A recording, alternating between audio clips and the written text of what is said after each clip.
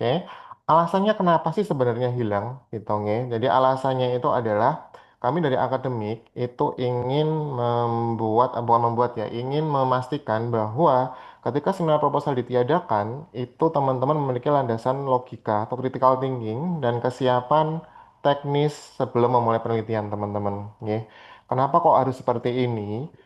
Karena kami dari akademik dari mulai saya dari POEK 1 ya, POKET 1 dulu namanya Mas Yan dari tahun 2023 sampai dengan 2025 kemarin melakukan evaluasi menyeluruh dari pengadaan seminar proposal sampai dengan pengadaan skripsi, TA skripsi itu didapatkan bahwa hampir 60 sampai 70 mahasiswa itu bingung dengan apa yang dibuat teman-teman gitu ya apa kemudian kalau kita lihat dari tracking timeline-nya itu banyak teman-teman yang pendadaran itu di bulan akhir teman-teman ya dimana kan kalau kita lihat di timeline yang sudah ada di Litara itu mulai dari bulan Mei, Juni dan Juli. Nah biasanya menumpuk di bulan apa? Di bulan Juli. Nah kenapa kok terjadi seperti itu? Bahwa karena kita sudah buka dari Mei, Juni, Juli, kenapa kok dia hasil akhir baru muncul atau baru numpuk semua di sana?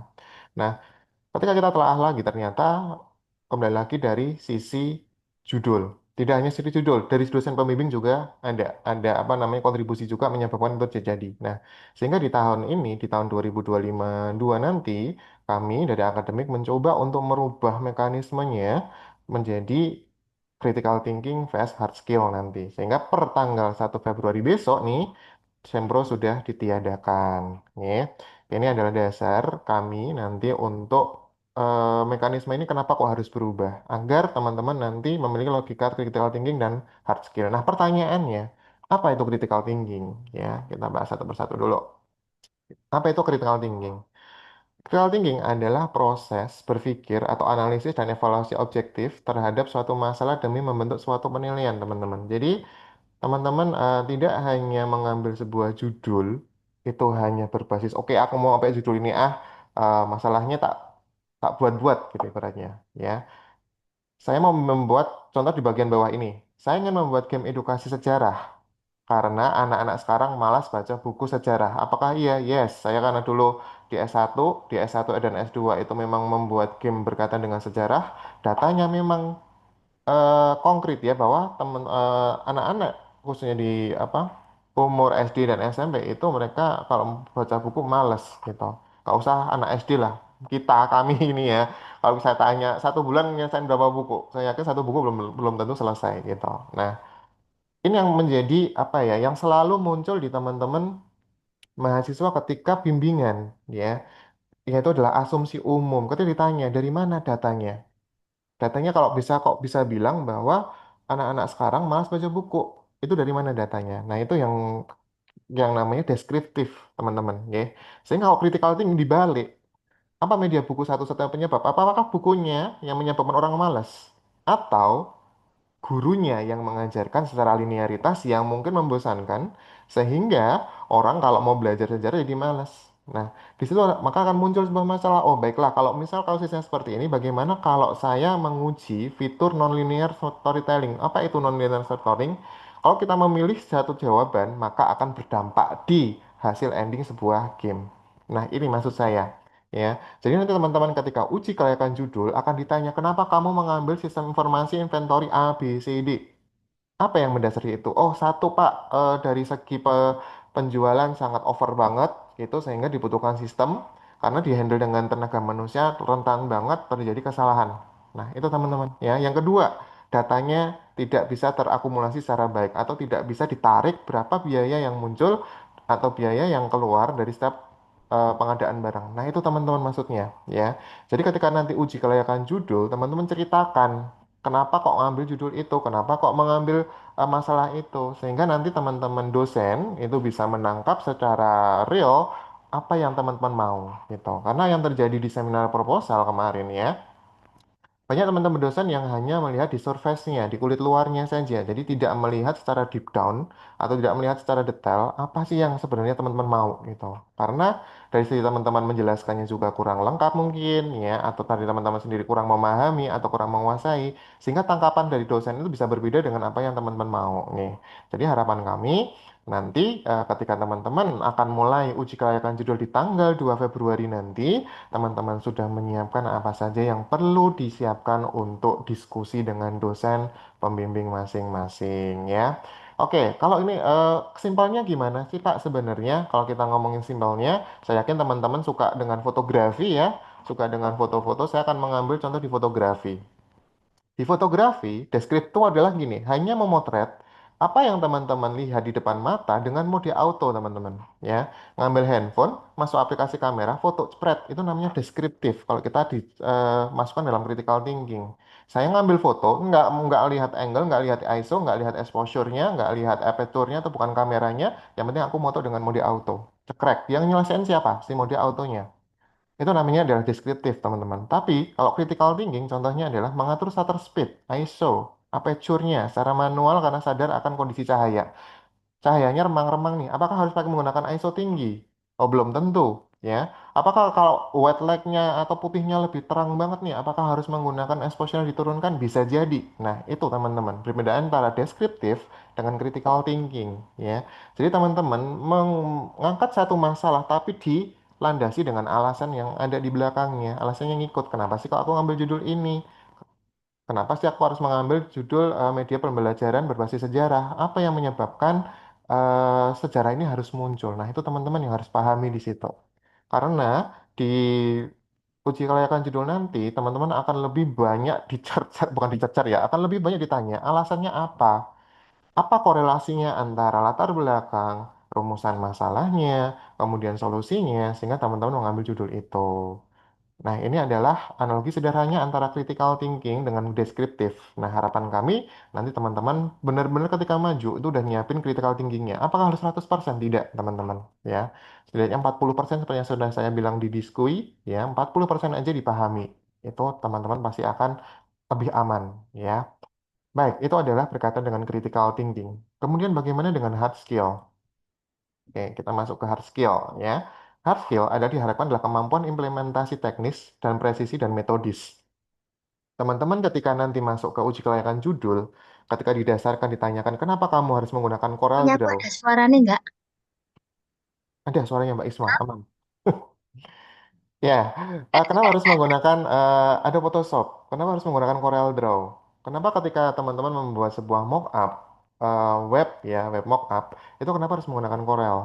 Nah, dijelaskan, oh dengan Corel kita bisa membuat template mockup-nya dulu, Pak. Jadi nanti saya bisa mengkomunikasi atau bisa melihat visualnya terlebih dahulu sebelum masuk ke coding sehingga tidak menghasilkan banyak, tidak membuang banyak waktu. Nah, jadi hard skill ini tidak hanya teman-teman bisa menggunakan, tapi teman-teman bisa menjelaskan kenapa harus menggunakan itu. Contoh, beberapa mahasiswa ketika saya cek ya di judulnya ada yang menggunakan teknik color grading, ya optimalisasi color grading untuk video iklan kalau tidak salah. Nah, pertanyaannya, ketika teman-teman menggunakan color grading, bisa membaca vector scope dan histogram warna tidak? Gitu. Sehingga nanti ketika teman-teman berdiskusi dengan dosen pembimbingnya menanyakan, oh nanti gini Pak color gradingnya, saya membaca dengan vector scope-nya di angka berapa, histogramnya itu dikatakan baik itu di histogram berapa angkanya. Nah, teman-teman bisa jelasin itu. Tidak hanya, oh bisa Pak, saya bikin dengan menggunakan Adobe Premiere Pro. Oke, bagian apa yang mau dirubah? Oh, misal menggunakan Lumetri Color Pak nanti. Lumetri Color, nanti konsistensi warnanya menggunakan curve, bla bla bla bla. Nah, dijelasin secara runtut, teman-teman. Oke, itu namanya hard skill. Jadi tidak teman-teman hanya bisa, oh saya bisa menggunakan Premiere. Tapi Premiere apa yang akan digunakan teman-teman tekniknya untuk menciptakan penelitian yang teman-teman mau gitu ya. Jadi eh, skripsi itu sebenarnya kalau saya bilang di sini adalah panggung teman-teman untuk show off teman-teman ya. Show off skill kalian, show off kemampuan kalian dalam mencari judul atau dalam menyelesaikan penelitian kalian. Jangan hanya puas, aku bisa Pak dengan menggunakan Premiere Pro. Yes, itu sudah poin pertama, bisa. Nah, bisanya berikutnya ngapain?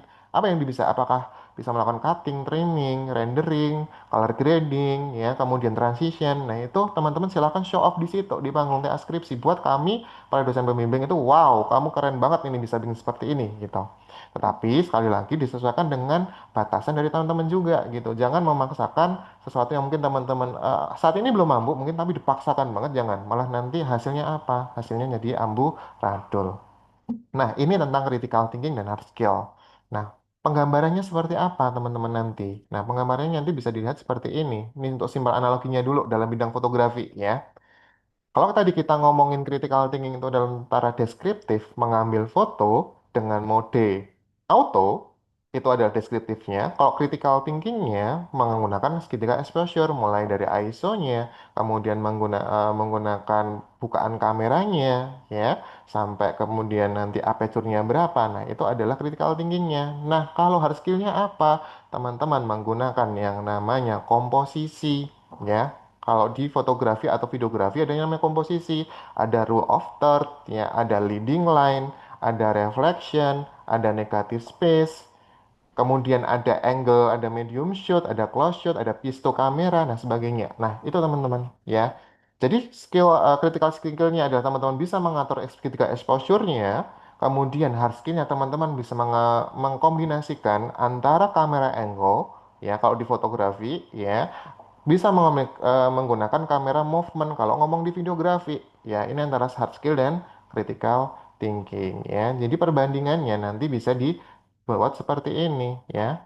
Critical thinking problemnya apa? Teman-teman dari latar belakang yang teman-teman ambil di judul yang sudah diajukan apa latar belakangnya? Kuatkan dulu di situ gitu. Latar belakangnya A, B, C. Oh, misal gini, penerapan finite state machine nih misal atau agen cerdas nih dalam game. Oke, Pak, saya ingin bikin sebuah NPC yang dia bisa bereaksi secara otomatis. Misal, dalam jarak 3 kotak atau 5 kotak, dia sudah masuk ke dalam status idle atau status standby.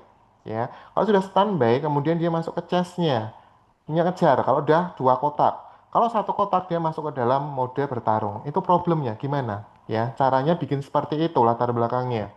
Kemudian tickingnya adalah kita membuat game flow-nya ya, membuat game film atau game logiknya. Kalau teman-teman biasanya kalau di sistem informasi ya bikin IRD-nya, bikin UML-nya kalau misalnya menggunakan berorientasi berbasis objek atau menggunakan DFT kalau berbasis terstruktur gitu. Jadi dipahami, jangan sampai nanti teman-teman datang ke dosen penguji pembimbing gitu ditanya kenapa menggunakan UML.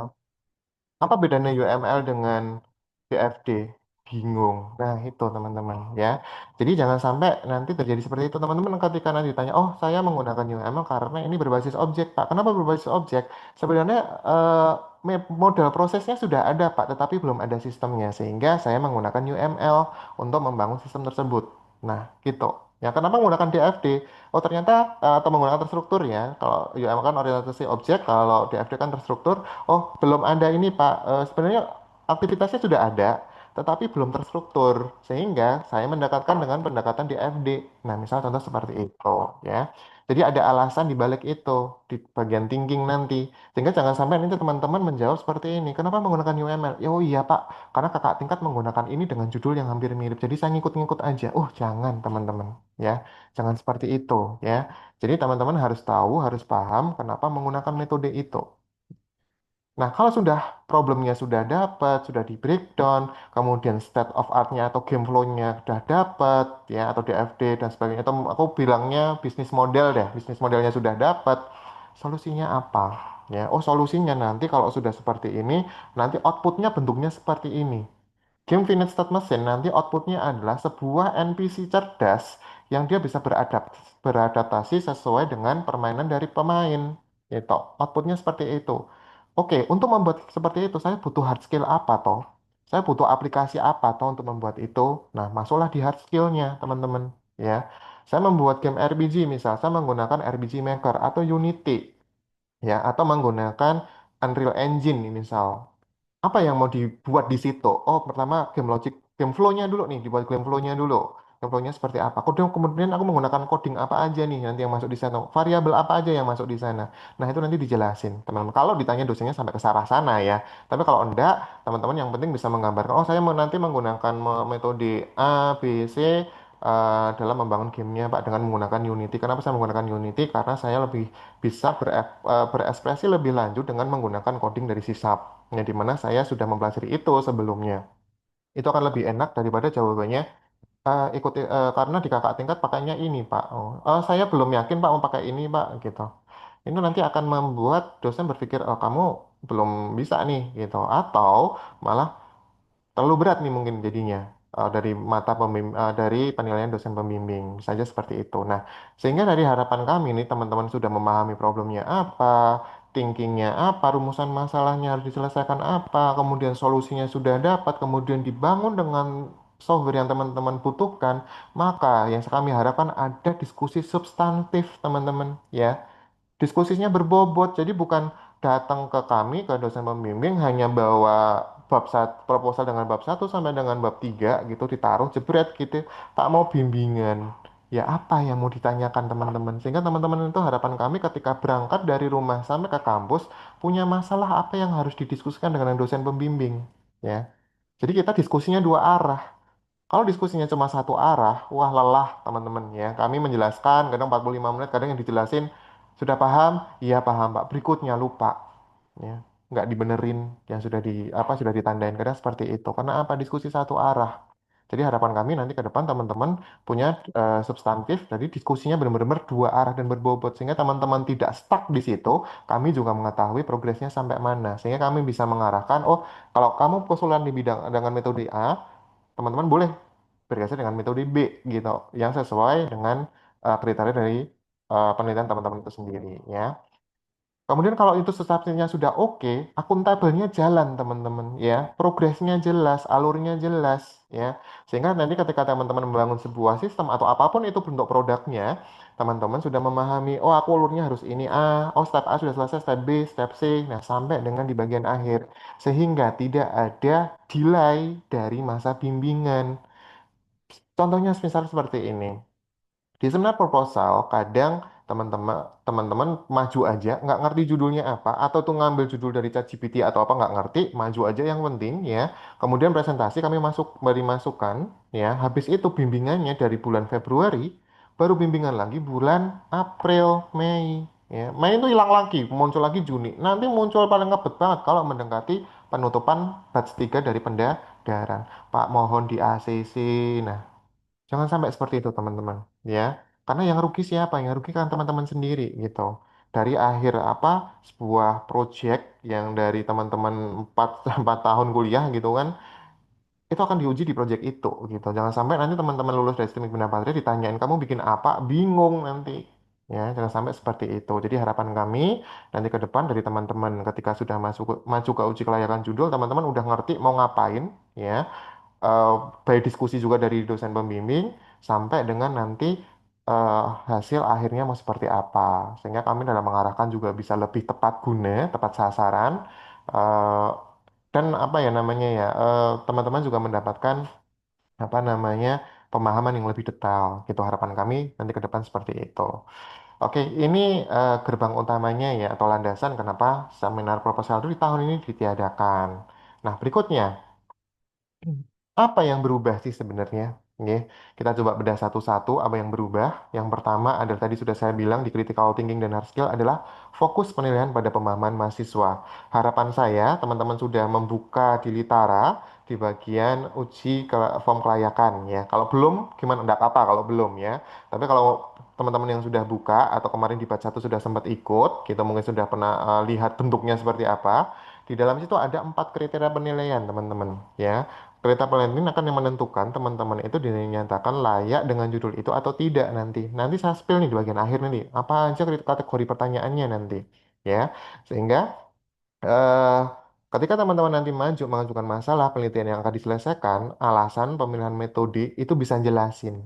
Sehingga dari dosen itu, oke, kamu sudah memahami apa yang mau diangkat. Nah, kenapa kok seperti ini? Sebenarnya teman-teman secara tidak langsung akan belajar yang namanya skill komunikasi, teman-teman. Ya, komunikasi plus negosiasi.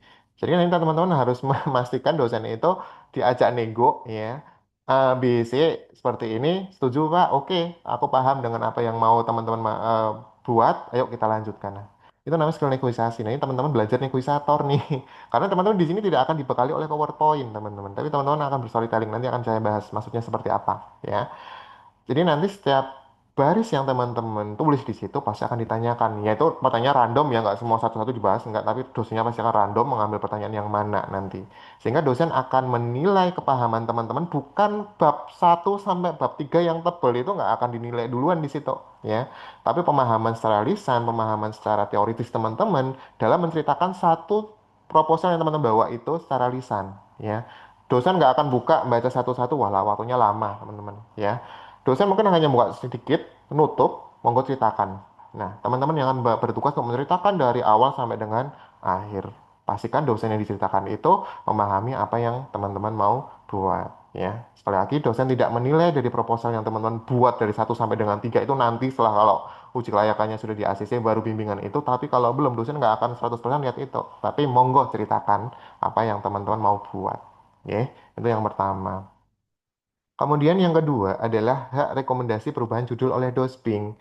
Kalau ketika tadi teman-teman bertemu dengan dosen, kemudian uji kelayakan dan dirasa dosen itu belum memberikan apa ya, maaf Mas, maaf Mas Mbak, kok belum jelas ya, mau boleh kok nanti dikembalikan lagi. Ya, tapi tidak semua dosen seperti itu, Bapak Ibu. Bapak Ibu, apa teman-teman mahasiswa ya.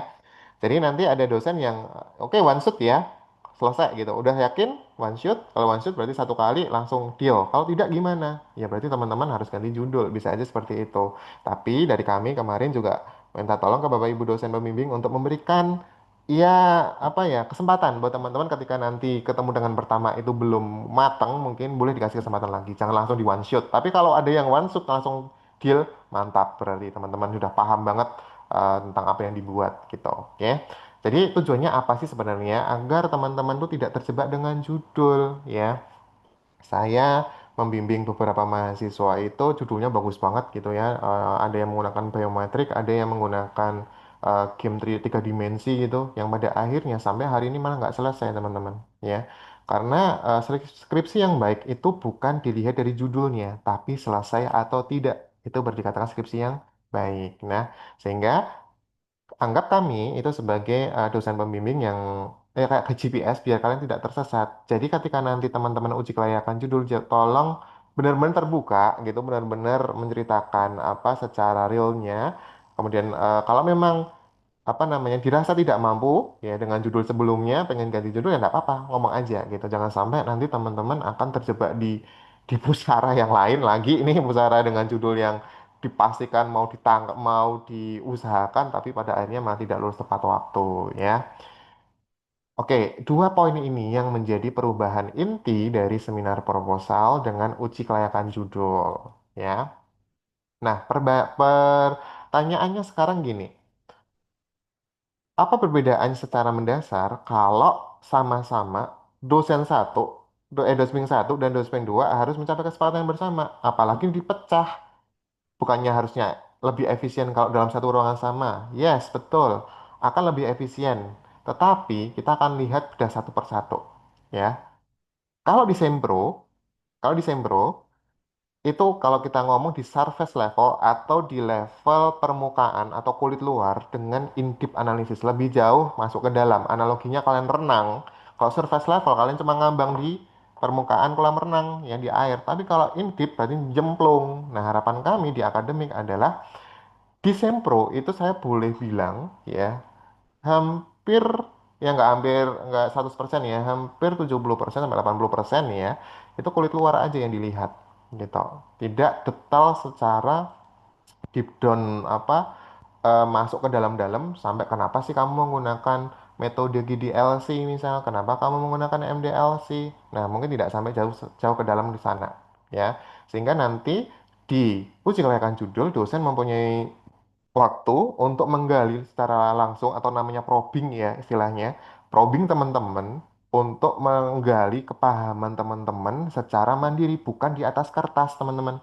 kalau di atas kertas ini ya kan sebenarnya bisa diambil dari beberapa referensi misal contoh dari ChatGPT nih ChatGPT tolong berikan latar belakang cepet, cepet jadi dia pasti ya tapi kalau ditanya langsung personnya teman-teman kenapa latar belakangnya seperti ini ya itu teman-teman harus bisa ngejelasin ya karena akan berbeda latar belakang di atas literatur atau di atas laporan dengan kita head to head bareng diskusinya gitu. Nanti dosen akan bisa menilai, oh sebagai sampai batas mana sih teman-teman memahami judul yang diambil ya. Jadi benar-benar akan di deep analisis ya. Oke, ini yang pertama ya. Kulit luar vs dalemannya ya. Oke, atau isinya. Nah, berikutnya yang kedua. Yang kedua adalah tidak ada PPT nih teman-teman ya. Tapi teman-teman tidak perlu menyiapkan PowerPoint dengan ya ada yang 5 slide kadang, ada yang 20 slide kadang ya. Bahkan ada yang sampai 30 slide masuk semua gitu ya. Saya nggak tahu kenapa itu semua masuk apa yang penting ambil aja, masukin aja gitu. Nggak, mending kalau 30 slide itu semua berbasis poin ya. Kadang latar belakang jebret masukin des, nggak disingkat, nggak diapa-apain, yang penting tulis aja gitu. Nah, teman-teman. Nah, dari situ kita bisa menilai ya sebenarnya ya. Oh, ini belum siap nih mahasiswanya untuk presentasi. Apalagi kadang presentasi mau diakui atau tidak nih bagi teman-teman yang sekarang semester 7 nih ya. Kadang ada yang ikut di kelas saya, mungkin di videografi ya.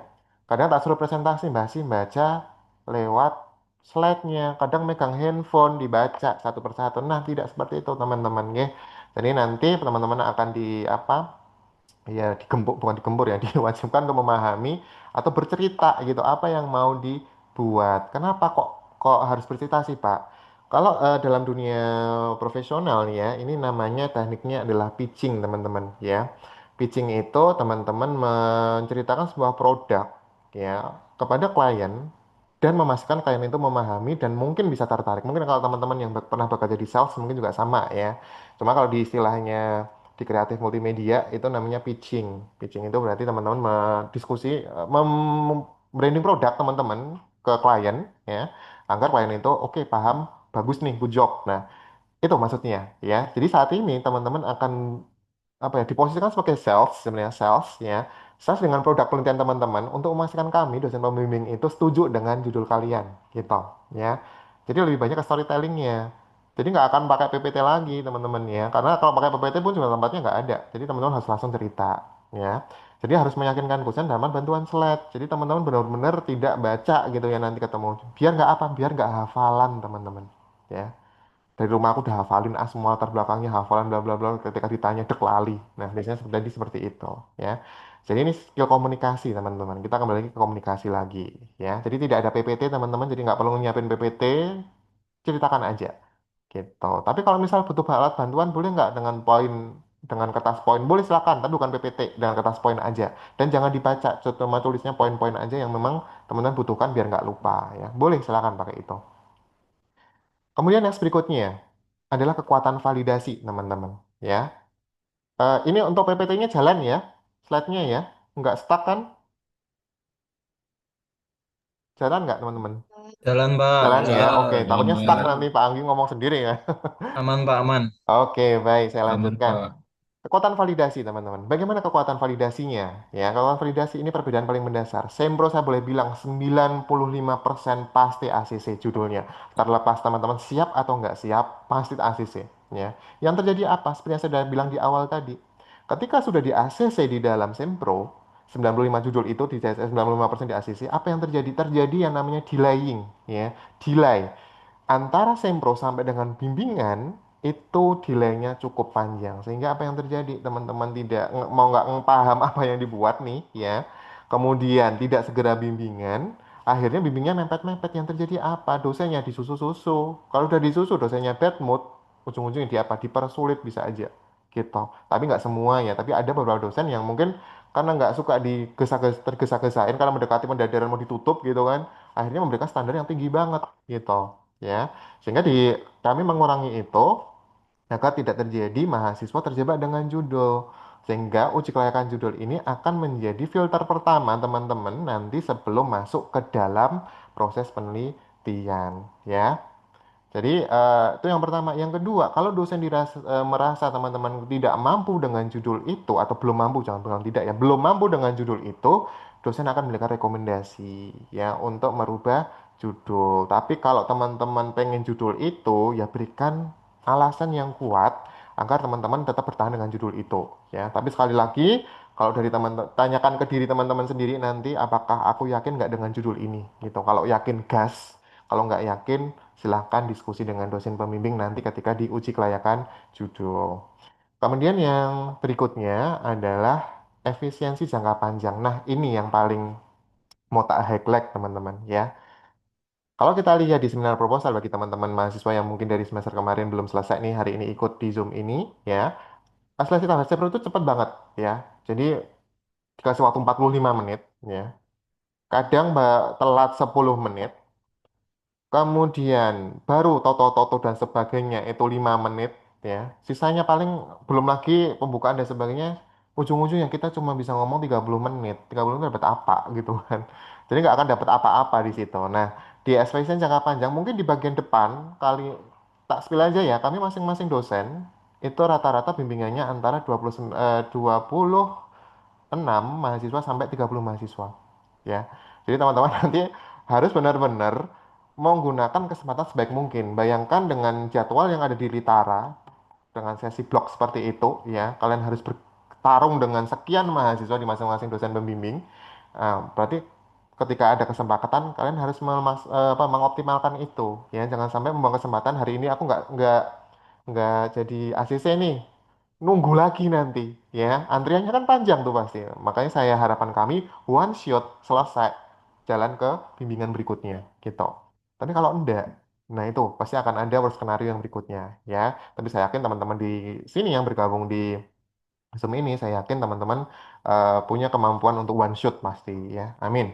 Oke, berikutnya adalah ketika kalau judul itu tidak matang, ya, berarti ada rekonstruksi total kalau di Sembro, ya. Tapi kalau di sini nanti akan menyebabkan yang namanya stagnasi bimbingan, teman-teman, ya. Di mana kurangnya progres mahasiswa menurunkan antusiasme dosen dan membuat komunikasi menjadi pasif. Ini yang akan terjadi, teman-teman, ya. Kadang saya pernah mengalami deh, ini saya open aja, saya pernah mengalami, ya, karena mahasiswanya itu pasif banget ketika bimbingan cuma naruh draftnya ya habis ditanya apa yang bingung apa ya Pak saya nggak ya itu Pak mau bikin ini tapi bingung ceritanya nggak jelas apa yang terjadi teman-teman Kak saya harus bercerita secara jalur satu jalur gitu kan yang dosen apa mahasiswanya cuma dengerin gitu nah saya nggak tahu dengerin itu memahami atau dia memikirkan hal lain gitu oh habis ini aku mau ngapain nih habis bimbingan dari Pak Anggi aku mau makan aja deh habis ini gitu bayangkan teman-teman ketika teman-teman ngobrol ya atau chat-chatan atau apapun itu komunikasinya mas satu arah kira-kira apa yang terjadi malas lama-lama pasti ya dosennya pasti ah ya sudahlah tinggal aja mas bimbingannya gitu ya sehari apa sehari 3 hari nggak dibalas 1 minggu nggak dibalas 2 minggu nggak dibalas tiga minggu nggak dibalas didiemin bisa aja terjadi seperti itu parahnya lagi ketika mahasiswanya nggak aktif juga nggak akan nanyain progresnya sampai mana lama-lama lupa dosennya ya jadi itu teman-teman ya karena namanya efisiensi jangka panjang jadi teman-teman ketika nanti bimbingan dengan dosen pastikan juga sudah memahami apa yang mau dibuat sehingga dosen itu nggak capek jelasin sendiri dengan satu arah gitu ya. Jadi ada dua arah. Kalau dua arah tuh enak teman-teman diskusinya. Oh, aku bingung di bagian ini, Pak. Bagaimana caranya bla bla bla bla bla. Oke. Kalau misal dosen saat itu belum bisa memberikan solusi, dosen pasti akan nyari teman-teman, ya. Pasti dosen akan mencari. Misal saya stuck di sini, Pak. Oh, dosen juga. Oh, ya benar ya. Saya tak cari dulu apa yang bisa kami bantu buat teman-teman untuk melanjutkan ini nanti. Pasti dosen akan mencari itu ya sehingga jangan khawatir dosen mungkin bimbingan berikutnya mungkin dosen udah bisa jelasin oh enggak ini gitu mungkin kadang yang namanya dosen kan tiba-tiba langsung ngeblank oh apa ya coba saya pastikan dulu sebenarnya bisa jawab cuma ragu-ragu mungkin dari dosennya enggak apa-apa seperti itu biar ada komunikasi dua arah gitu tapi bayangkan kalau teman-teman cuma datang gitu kan tapi mau mau tanya apa jelasinnya ngalor ngidul gitu kan ya, dosennya ya sudah mas tinggal aja dulu ya nanti di bimbingan berikutnya kita bahas lagi. Akhirnya seperti itu, teman-teman ya. Harapan dari saya nanti jangan sampai terjadi di fase itu. Kalau udah di fase itu, wah, itu yang agak agak susah gitu ya. Karena nanti dosanya suruh ninggal, atau kalau nggak disuruh ninggal, pertanyaannya agak sadis biasanya gitu ya. Jadi silahkan teman-teman disiapkan untuk memahami apa yang mau dibuat nanti. Nggak harus banyak-banyak kok ya. Kami dosen juga pasti memahami dari masing-masing kemampuan mahasiswa ya, pasti memahami. Oke. Jadi tabel komparasinya seperti apa ya? Tabel komparasinya yang pertama outputnya rata-rata kepahaman dengan judul kurang. Ini dari Sempro pasti terjadi ya. Sudah saya ceritakan tadi 95% masih ACC mau siap atau enggak yang penting ACC gitu ya hasilnya pasti. Kemudian optimalisasi kualitas substansi ya. Jadi critical dan hard skill-nya tadi teman-teman sudah memahami lebih. Enggak harus 100% ya. Minimum 40% teman-teman sudah paham mau dibuat ya. Slide PPT dan sering hanya baca. Ya ini yang sering terjadi banget bahkan nggak usah disempro lah ya di mata kuliah. Mungkin teman-teman juga mungkin merasakan banyak presentasi mahasiswa yang mungkin masih bawa baca HP ya. Oke, kemudian storytelling dan interview. Jadi anggap aja teman-teman belajar interview gitu kan, belajar negosiasi gitu tentang menceritakan produk penelitian yang mau dibuat. Keputusan hampir selalu ACC tapi pada akhirnya terjebak dengan judul. Judulnya banyak banget, bagus banget nih, membuat biometrik bla bla bla bla bla bla gitu. Di ACC pasti karena kembali lagi ke bagian atas ini ya, pasti di ACC gitu. Tapi pada akhirnya stuck, hilang mahasiswanya gitu ya. Belum tentu ACC, tergantung pemahaman. Pemahaman diserahkan kemana? Diserahkan dosen masing-masing. Ya, dari akademik tidak memberikan standarisasi seperti apa, cuma memberikan angka 40% berdasarkan pemahaman atau intuisi Bapak Ibu dosen masing-masing. Ya. Macet di tengah jalan karena tidak detail. Nah, tadi judulnya bagus banget, nggak paham. Akhirnya macet di tengah jalan, mau nulis apa, nggak ngerti gitu kan. Kemudian kalau dikayakan dulu, capeknya di awal, yakin capek banget. Teman-teman harus belajar banget di depan, bagian depan belajar banget, dipahami banget. Tapi nanti bagian akhirnya pasti lancar ya.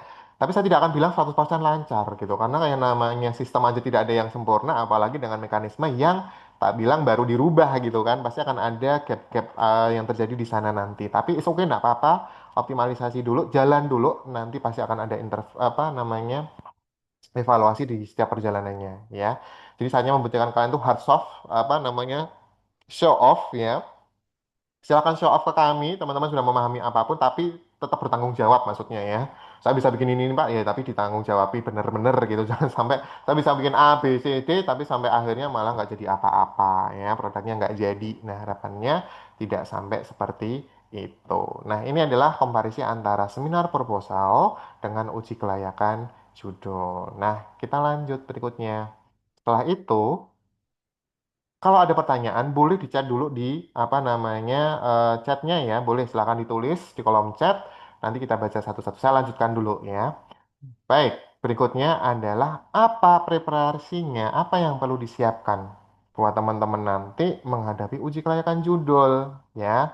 Karena uji kelayakan judul ini tidak bisa disamaratakan dengan uji sempro ya. Uji sempro aja kalian tidur aja nggak usah belajar paginya masih tetap di ACC, masih bisa ditutup di ACC gitu kan. Sama tapi di uji kelayakan judul ini nggak bisa teman-teman kalau tidak capek di awal dulu ya. Yang pertama, konsep over perfection ya. Gambar kasar yang paham jauh lebih bernilai daripada gambar bagus tapi nggak tahu cara bangunnya ya. Ini yang sering terjadi ketika di Sempro. Bagus banget nih desainnya, bla bla bla baru ditanya. Misalnya yang menggunakan DFD, kenapa storage-nya nyambungnya dengan, kenapa kalau harus dibuat DFD 3 level nih misal. Kenapa kalau harus sampai 3.0 levelnya? Bingung jelasinnya, ya. Tapi, mending dibuat satu level tapi bisa bisa jelasin gitu. Contohnya misalnya seperti ini. Di fotografi lagi ya, karena biar lebih mudah, mudah di multimedia gitu. Karena sehari-hari pasti teman-teman menggunakan ya kamera nih ya. Bingung nyari kamera full frame, paling mahal nih pinjamnya kamera harganya mungkin punyanya Lumix gitu yang harganya sampai 100 juta ke atas gitu, lensanya yang bokeh gitu, lensa tele yang harganya mungkin 75 juta gitu, untuk mencari hasil yang bagus gitu. Tapi nggak tahu mau bikin apa ceritanya. Ini kadang sudah terjadi nih kalau apa saya ngajari kelas fotografi, videografi gitu kan, kadang yang terjadi adalah teman-teman mau bikin tapi yang terjadi adalah bikin karyanya dulu, ceritanya nanti. Gitu. Kadang terjadi seperti itu, gitu ya. Ini kalau saya buka juga di situ juga kadang sama, bikin programnya dulu, DFD UML-nya nantilah di belakang. Yang penting programnya jadi dulu, nanti tinggal menyesuaikan. Nggak bisa teman-teman, ya. Pasti ada yang lepas di situ, ya. Jadi harapan kami adalah jangan perfeksionis dulu, ya. Cari dulu konsepnya mau bikin apa. Contohnya di bagian bawah, konsep over perfection. Pakai kamera HP aja dulu gitu buat gambarin mau bikin apa. Kemudian ditata di storytellingnya, ditata komposisinya, misal menggunakan rule of third, leading lens, fokus ke ekspresi lelahnya seorang pedagang pasar nih misal mau ngambil foto ekspresi, ya cari angle-nya, menggunakan angle yang mana, ya. Itu dulu teman-teman. Jadi bisa cerita, oh Pak saya mau menggambarkan kehidupan seorang pedagang pasar ya yang di jam 5 pagi dia harus effort nyiapin dagangannya. Ambil raut mukanya berarti saya menggunakan close shot ya. Close shot berarti lebih berfokus pada wajah gitu kan. Kemudian angle-nya menggunakan apa? Apa menggunakan dead angle, kalau itu berarti yang miring atau menggunakan low angle atau high angle atau medium shoot ya apa eye level ya. Silakan kalian jelasin itu gitu ya. Jadi tidak harus menyiapkan semuanya dulu, tapi nggak jalan-jalan pada akhirnya, ya. Bingung mau ngapain gitu. Jadi cari dulu konsepnya, apa yang mau dibuat dulu. Nggak usah full 100% memahami gitu, tapi bisa dibaca, ya, bisa dijelasin. Sehingga dari bagian bawah ini masalahnya apa bisa jelasin, solusinya apa yang bisa ditawarkan, dan kenapa itu penting, kenapa prioritasnya harus penting. Itu teman-teman, ya. Kemudian 40% aja seperti saya bilang. Nggak perlu paham 100% buat menghadap ke dosen. Nunggu 100% lama-lama sadar-sadar sudah pendadaran batch 3. Duh iya ya. Baru siap nih, udah mau selesai ya. Jadi teman-teman, 40% aja. Mulailah dulu. Ya, kalau iklannya si apa namanya Tokopedia itu kan mulai aja dulu gitu kan. Sama, mulai aja dulu gitu. Tapi bukan berarti mulai aja dulu itu kosongan. Tapi teman-teman memahami apa yang mau dibuat. Jadi 40% ini akan mengadopsi dari pemahaman critical thinking teman-teman dalam memahami penelitian mau diangkat gitu ya. 60%-nya dirakit bareng-bareng sama dosen pembimbing ya. Maksudnya bukan ngerjain bareng-bareng bukan ya, tapi diskusinya bareng dengan dosen pembimbing untuk bangun 60%-nya. Misal contohnya kalau buat teman-teman yang mengambil judul game nih misal nggak baru pemahamannya baru membuat misal nggak paham tentang yang namanya game logic, belum paham dengan game logic, belum paham dengan struktur navigasi, belum paham dengan game flow, tapi tahu konsepnya mau bikin apa, enggak apa-apa. Itu tugas kami dosen pembimbing untuk mengarahkan, ya. Oh, game logicmu kalau kamu bikin seperti ini, berarti game logicmu kamu menggunakan variabel A, B, C, D, nanti diacukan pada ini. Tapi sekali lagi itu gambarannya, ya. Teman-teman nge-explore sendiri lagi, ya. Bukan berarti nanti ketemu dengan Pak Anggi, misalnya bikin game ketemu dengan Pak Anggi ngasih ngasih apa? Ngasih caranya bla bla bla bla ini yang ditulisan enggak ya namanya dosen yang ngerjain tapi ngasih gambaran secara umum. Nah teman-teman masih lapor sendiri, oh kalau misal Pak Anggi bilang seperti ini bisa nih tapi pakai variabel ini ya coba dipelajari dulu. Nah dipelajari ya, jadi bukan menuntut dosen dengan 60% dirakit bareng-bareng. Pak saya bingung dengan coding ini, tolong dong Pak buatkan codingnya, bukan kayak gitu nih teman-teman konsepnya ya. Tapi teman-teman bawa masalah apa yang terjadi, misal saya mau mengkonekkan ini Pak dengan misal dengan chatbot nih, gimana caranya ya? Oke, kamu bisa belajar ini dulu nih, dipelajari dulu, dipahami dulu, baru nanti dicoba, baru nanti kalau ada error, baru kita diskusi gitu, ya. Jadi bukan dosennya disuruh ngerjain sampai teknisnya, bukan ya, teman-teman terletak di teknisnya, kami cuma mengarahkan apa yang harus kalian pelajari dulu, ya. Baik, contohnya di bawah ini, kondisi 100%, nunggu paham semua dokumentasi tentang Unity, ya dan hafal semua sintaksis hub. Wah, amazing kalau ini bisa gitu ya. Nah, saya belajar Unity sekian lama ini belum gitu ya. Kalau sebelum bisa bikin satu level. Yang terjadi apa? Nggak mulai-mulai teman-temannya. Stuck di situ. Yang paling bagus tuh mulai aja dulu gitu.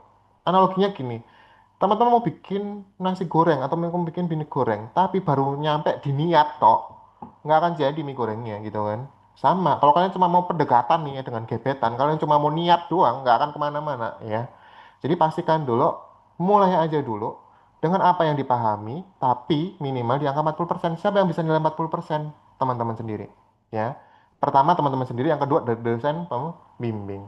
Ya. Jadi dipahami dulu. 40%-nya paham dasar movementnya. Ini kalau kita ngomongin di game development, ya. Baru 40% ilmunya memahami. Unity nggak harus 100% paham, tapi yang penting bisa bisa tahu logikanya, kemudian tahu apa yang mau dibuat, tahu static logicnya atau game logicnya atau apa ya namanya istilahnya ya, rulesnya atau mekanismenya udah paham baru nanti sambil jalan ya. Contoh mungkin paling gampang ya, saya bikin Litara ya, Litara itu yang teman-teman pakai sekarang buat repository akademik itu nggak langsung 100% harus memahami dulu tentang chatbot teman-teman ya.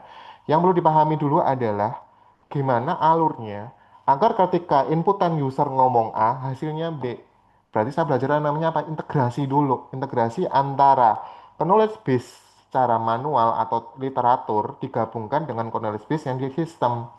Kalau saya ditanya, Pak Anggi, Dengan adanya chatbot Litara itu apakah Panggil 100% belajar? Enggak. Bahkan sampai hari ini pun saya masih mempelajari, ya. Sampai hari ini Litaranya kan masih hibernasi itu, ya. Karena apa? Masih ada ke knowledge base yang dia ngaco jawabannya. Ya sambil jalan aja enggak apa-apa dioptimalisasi. Tapi kalau misal dikembalikan ke versi yang lama, ya itu masih sudah bisa membantu teman-teman untuk mencari jadwal bimbingan dosen, ya.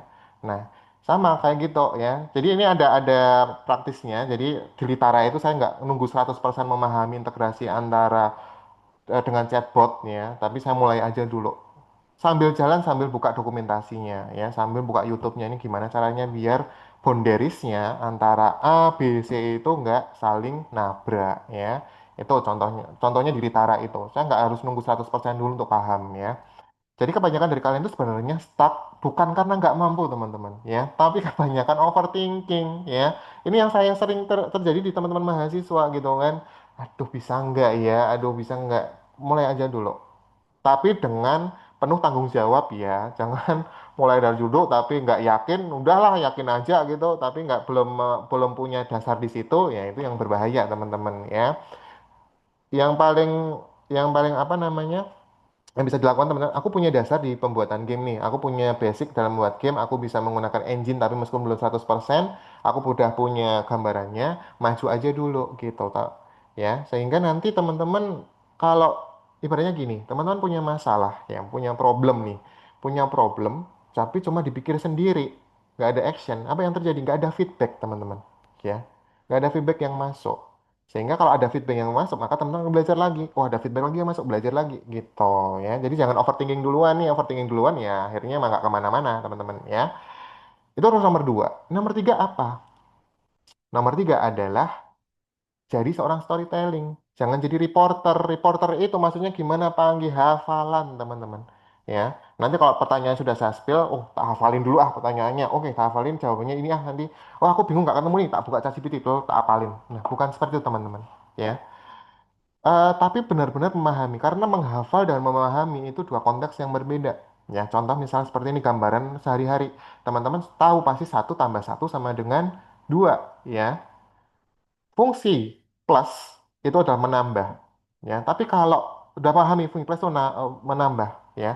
Tapi kalau teman-teman hafal ini satu tambah satu dua, dua tambah dua empat, dihafalin semua. Jadi ketika dikasih bilangan yang baru, 120 kali ditambah 120 berapa? Bingung karena belum ada database-nya, hafalannya ya. Tapi kalau memahami, oke, 120 tambah 120 berarti ditambah.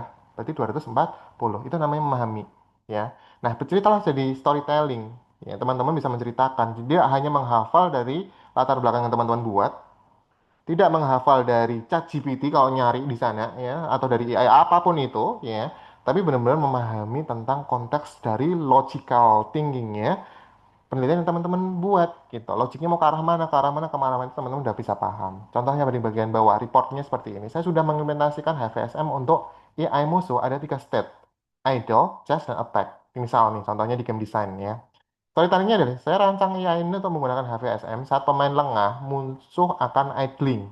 Idling itu berarti tidak bergerak ya. Tapi begitu ada pergerakan yang masuk pada radar musuh, musuh akan langsung masuk ke state chase ya. Ceritakan dan menyerang ketika bertemu dalam range satu tile, satu kotak itu berarti head to head ya.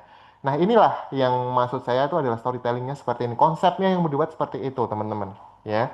Jadi tidak hanya ngomongin saya bikin saya sudah berhasil bikin saya berhasil bikin mie goreng ya. Tapi ceritakan cara bikin nasi gorengnya dari apa? Oh, dari mau buat apa namanya? Bikin air panas, masukin si mie gorengnya diudek gitu kan, dicampur, diplating, digarnish dan sebagainya, maka muncullah sebuah mie goreng gitu. Nah, itu ceritanya ya. Itu namanya storytelling bukan laporan aja. Gitu teman-teman ya. Buat mereka atau dosping itu care dengan apa yang teman-teman lakuin gitu loh. Untuk mendapatkan hasil itu, apa yang teman-teman lakukan ya. Jangan hanya hasilnya saja. Kalau saya boleh cerita Litara itu ya, yang teman-teman pakai sekarang chatbotnya itu saya bikinnya dari bulan November, Desember itu ada lognya itu ada ya. Lognya mulai dari pembuatan karakternya, pembuatan apa namanya, knowledge base-nya, kemudian pembuatan integrasinya, kemudian pembuatan apa nama Litara itu sebenarnya bukan nama nama asal tapi itu ada filosofinya ya.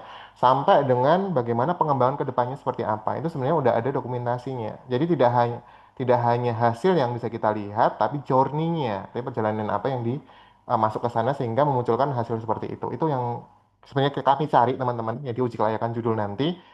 Jurinya apa sih yang mau kalian lakukan agar hasil itu tercapai? Ya, itu yang nomor 3. Kemudian yang nomor 4 berikutnya adalah ini. Ini juga yang paling penting juga teman-teman ya. Jangan terlalu cinta mati banget dengan judul teman-teman. Ya, kalau dirasa nanti ketika uji kelayakan judul teman-teman nggak paham dengan itu, jangan dipaksakan banget ya. Kadang ada suatu hal atau suatu kondisi yang kalau kita maksain itu malah makin hancur gitu kan. Jadi mungkin berpindah arah akan lebih memberikan pencahayaan yuk kamera, memberikan apa solusi teman-teman untuk progres lebih bagus gitu ya. Mindset shift, feedback is gift ya. Tapi dosen punya hak untuk ngerombak nyesuaikan judul kalian kalau dirasa itu bakal bikin kalian stuck teman-teman. Tolong dipahami jangan sampai baper. Nah itu loh kalau udah sampai baper nih yang masalah gitu ya. Contoh baper tuh seperti di bagian bawah itu. Dosen pembimbing coret-coret bab satu karena beliau ingin mempersulit saya. Teman-teman percayalah kami para dosen pembimbing tidak ingin mempersulit teman-teman.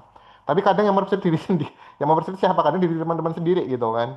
Ya, sudah diarahin dengan mekanisme yang mungkin lebih mudah, tapi teman-teman memaksa untuk menggunakan itu. Ya, dari kami itu sebenarnya tidak apa-apa, asal bertanggung jawab teman-teman. Ya, jangan sampai teman-teman mengorbankan masa studi teman-teman untuk sebuah ego pribadi yang sebenarnya teman-teman itu dari diri sendiri aja nggak yakin tapi memaksakan gitu. Ya, hasilnya apa? Nambah semester, nambah biaya lagi yang harusnya teman-teman sudah bisa mencari bisa digunakan untuk hal lain. Pada akhirnya harus menjadi donatur kampus lagi. Ya, jangan, nggak usah jadi donatur kampus lama-lama teman-teman. Ya, nggak usah gitu. Sekarang selesaikan apa yang sudah dimulai tepat waktu. Silahkan berkompetisi di luar gitu. Ya, jangan kompetisi di kampus terus gitu kan. Ya, silahkan kompetisi di luar. Selesaikan dengan tempat waktu. Ya, feedback is gift. Coretan ini adalah peta jalan biar saya nggak tersesat saat sidang nanti. Lebih baik berdarah di ruang bimbingan daripada mati di ruang sidang. Ya, itu yang saya sering ngomong di bimbingan saya gitu ya. Mending kamu tak tak apa ya istilah istilah kasarnya gini, tak udal-udal di depan daripada nanti di sidang pertanyaannya teman-teman nggak bisa jawab gitu ya. Jadi mending di ruang bimbingan itu wah benar-benar bukan dihabisin ya istilahnya ya dirombak total gitu ya dimasuk-masukkan total berdarah-darah itu istilahnya. Tapi teman-teman ketika maju ke ruang sidang itu udah lebih siap santai aja lah gitu kan. Apa udah siap kok semua probabilitas apa yang ditanyakan. Nah kadang seperti itu teman-teman ya. Jadi jangan jangan sampai baper. Kadang tuh ada mahasiswa yang dikasih masukan A, B, C, D, baper akhirnya nggak mau bimbingan lagi gitu. Di chat sama dosennya nggak bales gitu. Tapi muncul lagi mendekati ujian pendadaran. Nah ini yang kadang pengen tak jitak kayak gini nih ya. Nah, nah harapan kami depan tidak seperti itu ya teman-teman. Jadi apapun apa feedback yang masuk dari dosen itu pada dasarnya baik ya pada dasarnya untuk memastikan teman-teman tidak tidak apa ya namanya ya tidak hilang arah lah gitu jangan sampai drama aduh skripsi keras banget aku mending nikah aja daripada nyelesain skripsi kadang ada drama yang muncul seperti itu soalnya ya jadi jangan sampai seperti itu jangan dikit-dikit overthinking gitu kan ngerasa kena mental pas dikasih revisi gitu dicora-cora nih waduh aku semangi udah ngelembur kok tadi buku gambar yang dosen pembimbing nih Pak Anggi wah piye itu nah jangan seperti itu teman-teman ya karena kalau kalian mau main game gitu ya misalnya kalau main game nih, kalau bagi yang suka game itu kalau dapat item langka buat ngegrab senjata ya itu namanya feedback ya feedbacknya lebih kuat lagi nih senjatanya nih lebih siap lagi teman-teman untuk bertarung nanti di sidang pendadaran gitu ya nah ini 1, 2, 4 yang terakhir apa yang terakhir ini sebenarnya sudah teman-teman pakai ya namanya adalah Itara ya ditaruh di ini sebenarnya saya mau rilis ke versi 1.5 tapi ada kendala ya nanti tak cerita kendalanya apa sih sebenarnya ya jadi gunakan ini sebagai panduan teman-teman informasi tentang TA script semua akan masuk di situ teman-teman ya silakan selalu diakses selalu dilihat informasi di bagian depan itu yang informasi itu selalu diakses bahkan nanti di jadwal dosen bimbingan juga dicek ya kadang di jadwal itu bisa berubah teman-teman ya karena mungkin misal di jadwal saya nih, misal dari hari Rabu nih, ada hari Rabu ada bimbingan nih, tapi ketika nanti masuk perkuliahan, oh harus berganti nih, oh berganti, diganti lagi. Oh ternyata hari Rabu harus ada meeting dengan eksekutif yang lain nih, berubah lagi. Jadi selalu dicek nih di bimbingannya. Mungkin bisa aja di dosen yang tadinya tidak mau terima via email, tiba-tiba bisa buka via email gitu. Selalu dipantau bimbingannya, di metodenya itu selalu dipantau. Jadi Jangan cuma apa ya namanya dilihat udah selesai tapi nggak dipantau lagi, bola lagi 1 minggu lagi gitu. Jangan terlalu dipantau karena informasi semua akan masuk di sana ya. Kemudian mumpung ini ada 161 ya yang ikut, saya juga mohon untuk teman-teman ketika nanti literanya aktif lagi, chatbotnya aktif lagi, tolong jangan ngechat yang aneh-aneh teman-teman ya. Chat di situ semua dipantau teman-teman ya. Kenapa akan dipantau? Karena saya harus memastikan bahwa setiap konversasi atau jawaban yang dikeluarkan oleh si Litara ini itu sesuai gitu ya. Jangan sampai si Litara ini malah jadi sok tahu gitu kan, jawabnya ngawur-ngawur malah jadi teman-teman dapat informasinya jadi nggak bagus gitu ya. Di versi yang kemarin itu ketika saya cek tuh banyak apa ya namanya ya, banyak chat-chat yang ini namanya chat akademik ya, silahkan masukkan pom akademik aja, jangan yang aneh-aneh ya, nggak usah yang ya pokoknya yang itulah ya, nggak usah saya ceritain ngapain apa apa aja isinya di dalam situ gitu. Karena apa? Di Litara ini di versi yang 1.5 ini saya berikan sedikit apa namanya? Sedikit space buat dia belajar secara belajar sendiri gitu. Si Litaranya biar belajar sendiri. Jadi kalau ada pertanyaan yang berulang, dia sudah database-nya udah nyimpen, dia tinggal jawab gitu. Tapi kalau terlalu banyak inputan yang aneh-aneh, yang tidak berkorelasi dengan akademik, yang terjadi apa? Jawabnya makin ngaco si litarannya gitu ya. Jadi mohon bantuannya teman-teman ketika nanti sudah aktif lagi chatbotnya, tolong gunakan itu memang benar-benar buat bantu teman-teman mencari informasi berkaitan dengan akademik ya. Jangan yang aneh-aneh, nggak usah tanya siapakah saya, gitu kan, nggak usah gitu kan. Kira-kira makan apa saya ya sore ini, nggak usah ya teman-teman, litara kagak akan jawab itu gitu kan. Tapi yang terjadi apa? Knowledge base-nya jadi kecampur, ya boundariesnya jadi kayak tergesek gitu ya. Nah, itu harapan saya nanti ketika udah aktif lagi di versi yang baru, mohon teman-teman bisa lebih bijak dalam menggunakannya ya. Salah satunya di versi yang baru Litara itu menyiapkan sistem rating. Mungkin beberapa udah pernah coba ya, yang pas waktu masih aktif sistem rating di mana teman-teman bisa menuliskan butuh knowledge apa sih agar si Litara ini lebih pintar lagi gitu. Boleh masukkan di situ nanti, tapi jangan yang aneh-aneh lah intinya gitu ya. Baik, itu untuk Litara. Selalu dicek di websitenya si Litara. Baik, next berikutnya. Sekarang bagaimana tentang form uji kelayakan judul? Ya, mungkin teman-teman belum belum ada yang mungkin sudah buka, ada yang mungkin belum gitu kan. Tapi tidak apa-apa, nanti setelah ini biar share screen-nya nggak buka tutup gitu. Ke sini dulu. Jadi di validitas judul itu ada 4 kategori yang akan ditanyakan oleh dosen ya. Tak sepil nih apa aja yang ditanya ini ya ke kalian nih ya. Yang pertama adalah pemahaman tentang masalah. Itu ada di uji kelayakan nomor 1 ya. Kemudian yang kedua adalah pemahaman terhadap solusi metode, kesesuaian judul dengan kompetensi program studi, intensitas diskusi dan kerututan berpikir atau namanya narrative flow ya. Jadi di uji kelayakan judul itu ada 4 tabel, nanti nilainya ada baik dan cukup ya teman-teman ya. Oke, kita masuk lagi ke pemahaman terhadap masalah. Kita spill dulu nih apa yang saya berikan kemarin ke dosen. Gambarannya pertanyaannya kira-kira seperti ini. Gambarannya ya. Nggak usah ditulis gitu. Nanti ini kita upload di Ritara, bisa di download aja gitu. Yang pertama, memastikan mahasiswa tidak sekedar mencari-cari masalah, tapi benar-benar menemukan fenomena atau gap yang nyata. Contoh pertanyaannya nih ada 4 nih ya. 1, ceritakan apa keresahan utama yang membuat Anda memilih topik ini. Berarti masalahnya kenapa topiknya? Latar belakang nih pasti ngomongnya ya. Siapa yang paling dirugikan jika masalah ini tidak diselesaikan? Berarti kalau teman-teman menggunakan tempat penelitian, dipastikan masalahnya itu benar-benar sebuah masalah yang urgensi banget harus diselesaikan teman-teman ya. Bagus lagi teman-teman itu nyiapin masalahnya nggak cuma satu gitu loh. Satu A, oh misal tentang inventory. Satu, terjadinya selisih dalam apa ya penilaian barang nih, jumlah kuantitas jumlah barang nih. Kedua adalah terjadinya keselisihan antara barang masuk dan barang keluar nih. Kemudian yang ketiga, susahnya susahnya untuk menginventarisir orang yang bertanggung jawab dalam mengeluarkan produk ini, misal atau barang ini. Nah itu, jadi jangan jangan membuat kayak tadi di deskriptif, karena ini Pak game edukasi mahasiswa siswa-siswa cara susah banget buat baca buku sejarah. Jangan seperti itu teman-teman ya.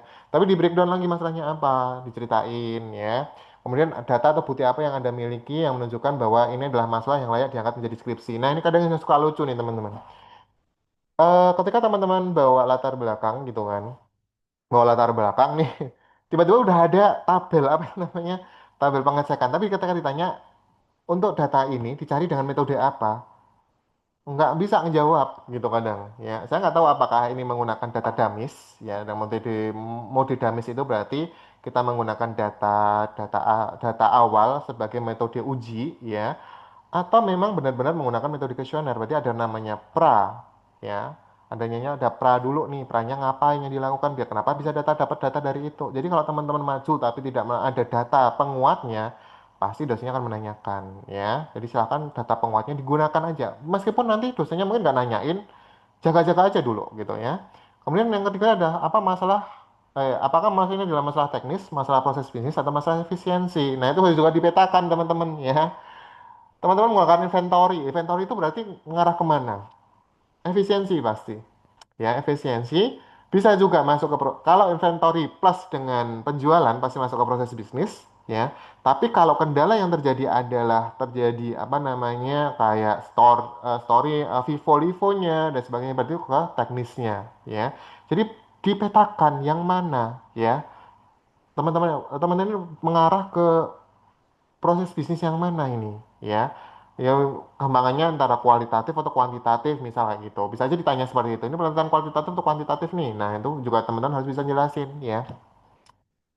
Kemudian mengapa solusi yang ada saat ini dianggap belum cukup nih. Nah monggo teman-teman yang paling tahu dengan judul yang teman-teman angkat, kenapa kok judul itu diangkat dan kenapa ini perlu solusi gitu ya, silakan nanti teman-teman bercerita. Itu pertanyaan pertama, ini cuma empat, gambarnya seperti ini, tapi dosen kami beri kebebasan untuk ya monggo boleh mengeluarkan pertanyaan yang bisa dirasa untuk menguji kemampuan mahasiswa, silahkan nggak apa-apa gitu ya.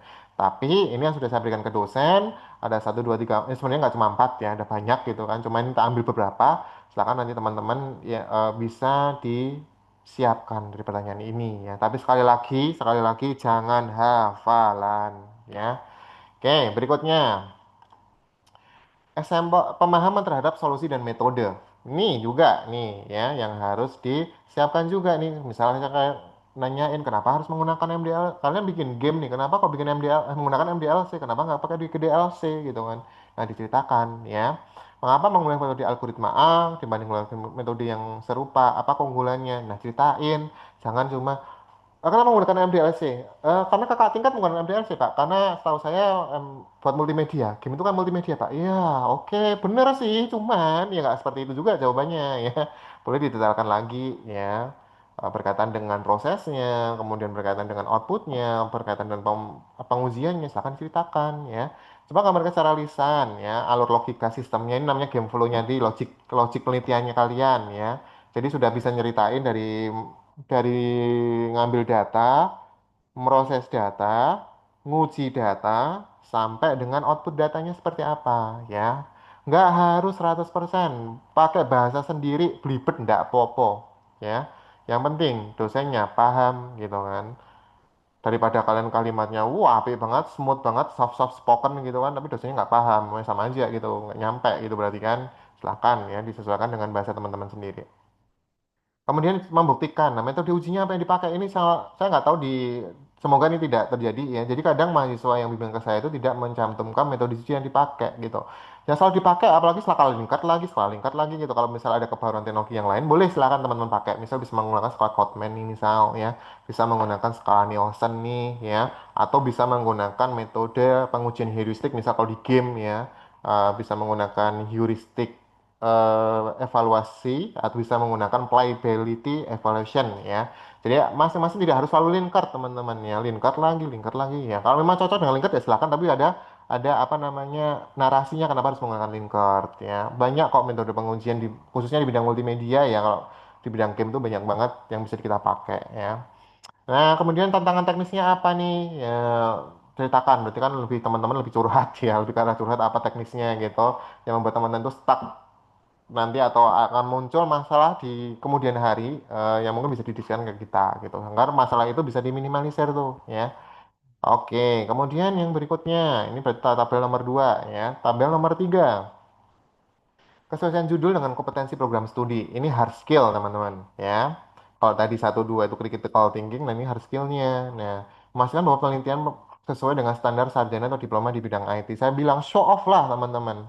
Show off lah dengan kemampuan teman-teman apa yang bisa, ya. Jadi nggak usah ditahan-tahan, ya. Nggak usah disimpan-simpan gitu. Ah nanti saya keluarkan waktu pendadaran. Nggak usah, keluarin aja all out dari awal gitu kan. Jadi show off lah di awal gitu. Jadi di sini masih dikatakan kontribusinya di bidang IT yang mana nih dengan apa namanya judul teman-teman gitu kan. Bagian mana yang menunjukkan ke dalam teknis teman-teman. Bagaimana penelitian ini mempresentasikan keahlian ya. Show off lah di sini teman-teman. Tapi show off yang bertanggung jawab ya. Jangan show off yang ingin memukau dosen, jangan. Tapi show off lah dengan bertanggung jawab sesuai dengan kemampuan teman-teman. Sehingga ketika jelasin ke dosen tuh santai, esok going slay aja gitu kan. Karena oh aku sudah bisa bikin ini, enak ngejelasinnya. Tapi kalau teman-teman memaksakan yang teman-teman sebenarnya itu belum memahami, yang terjadi apa? Bingung, loncat-loncat jelasnya pasti, ya. Jadi silakan disiapkan dari domain elemennya itu mau di arah mana. Show off dengan skill teman-teman yang teman-teman punya. Silahkan, monggo, ya. Oke, ini yang nomor tiga. Nomor terakhir keempat adalah menguji skill komunikasi teman-teman, ya. Dan negosiasi teman-teman dalam memahamkan kami, para dosen pembimbing, untuk meng-ACC judul teman-teman lanjut ke penelitian, ya. Menilai keaktifan, kemandirian, kemampuan komunikasi mahasiswa. Satu, dua, critical thinking. Tiga, hard skill. Empat, komunikasi dan negosiasi. Ya. Jadi monggo teman-teman pahami semua konteks yang teman-teman tulis. Siapkan semua dengan sebaik-baik mungkin. Ceritakan dengan sejelas mungkin. Ya. Jadilah mahasiswa yang aktif, jangan pasif. Kalau pasif, yang ada diam-diaman ya. Kalau diam-diaman ya sudah, nggak enak diskusinya pasti. Apalagi satu arah ya. Wes capek pasti saya mah jelasin 45 menit ngomongin tentang videografi ditanya tak suruh ngulang paham maksudnya enggak Pak selesai diskusinya kalau kayak gitu ya. Jadi pastikan teman-teman memahami, bisa berkomunikasi dengan jelas, dengan runtut, dengan detail, nggak usah nunggu 100% dulu, 40% paham aja dulu ya. Jadi secara resumnya, satu dua adalah membahas tentang critical thinking teman-teman berkaitan dengan pemahaman secara akademik dengan judul yang diambil. Tiga, ngomongin tentang hard skill teman-teman dalam mengimplementasikan dari critical thinking yang teman-teman dapat ke dalam bentuk produk. Yang keempat adalah menjelaskan dari satu 2 3 apa yang akan muncul di sana ya. Jadi ini berrelasi satu 2 3 4 ini.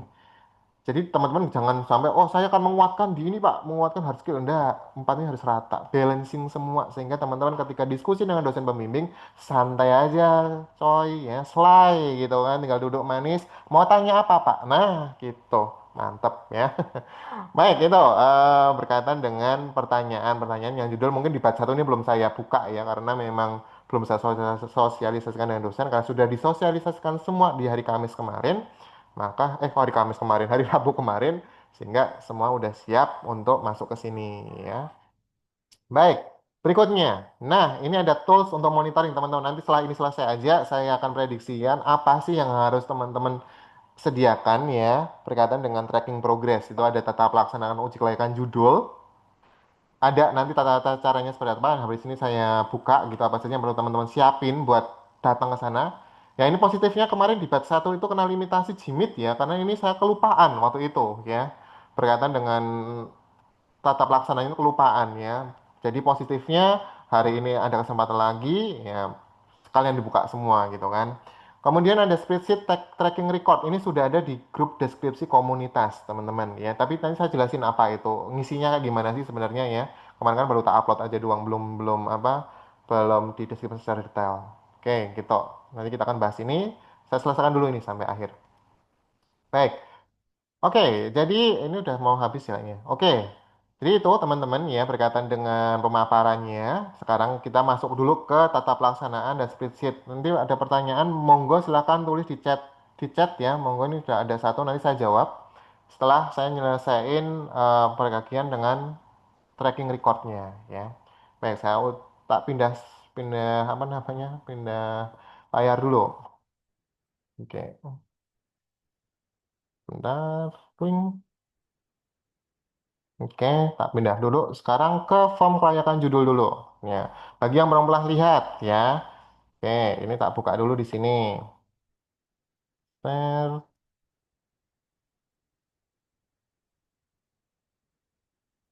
twing. Nah, apakah sudah terlihat teman-teman? Terlihat belum? Formnya? Belum. Oh, belum. Belum, Pak, belum. Oh, belum kelihatan ini. Sudah. Oh, sudah. Sudah. Oke. Udah. Udah, Pak.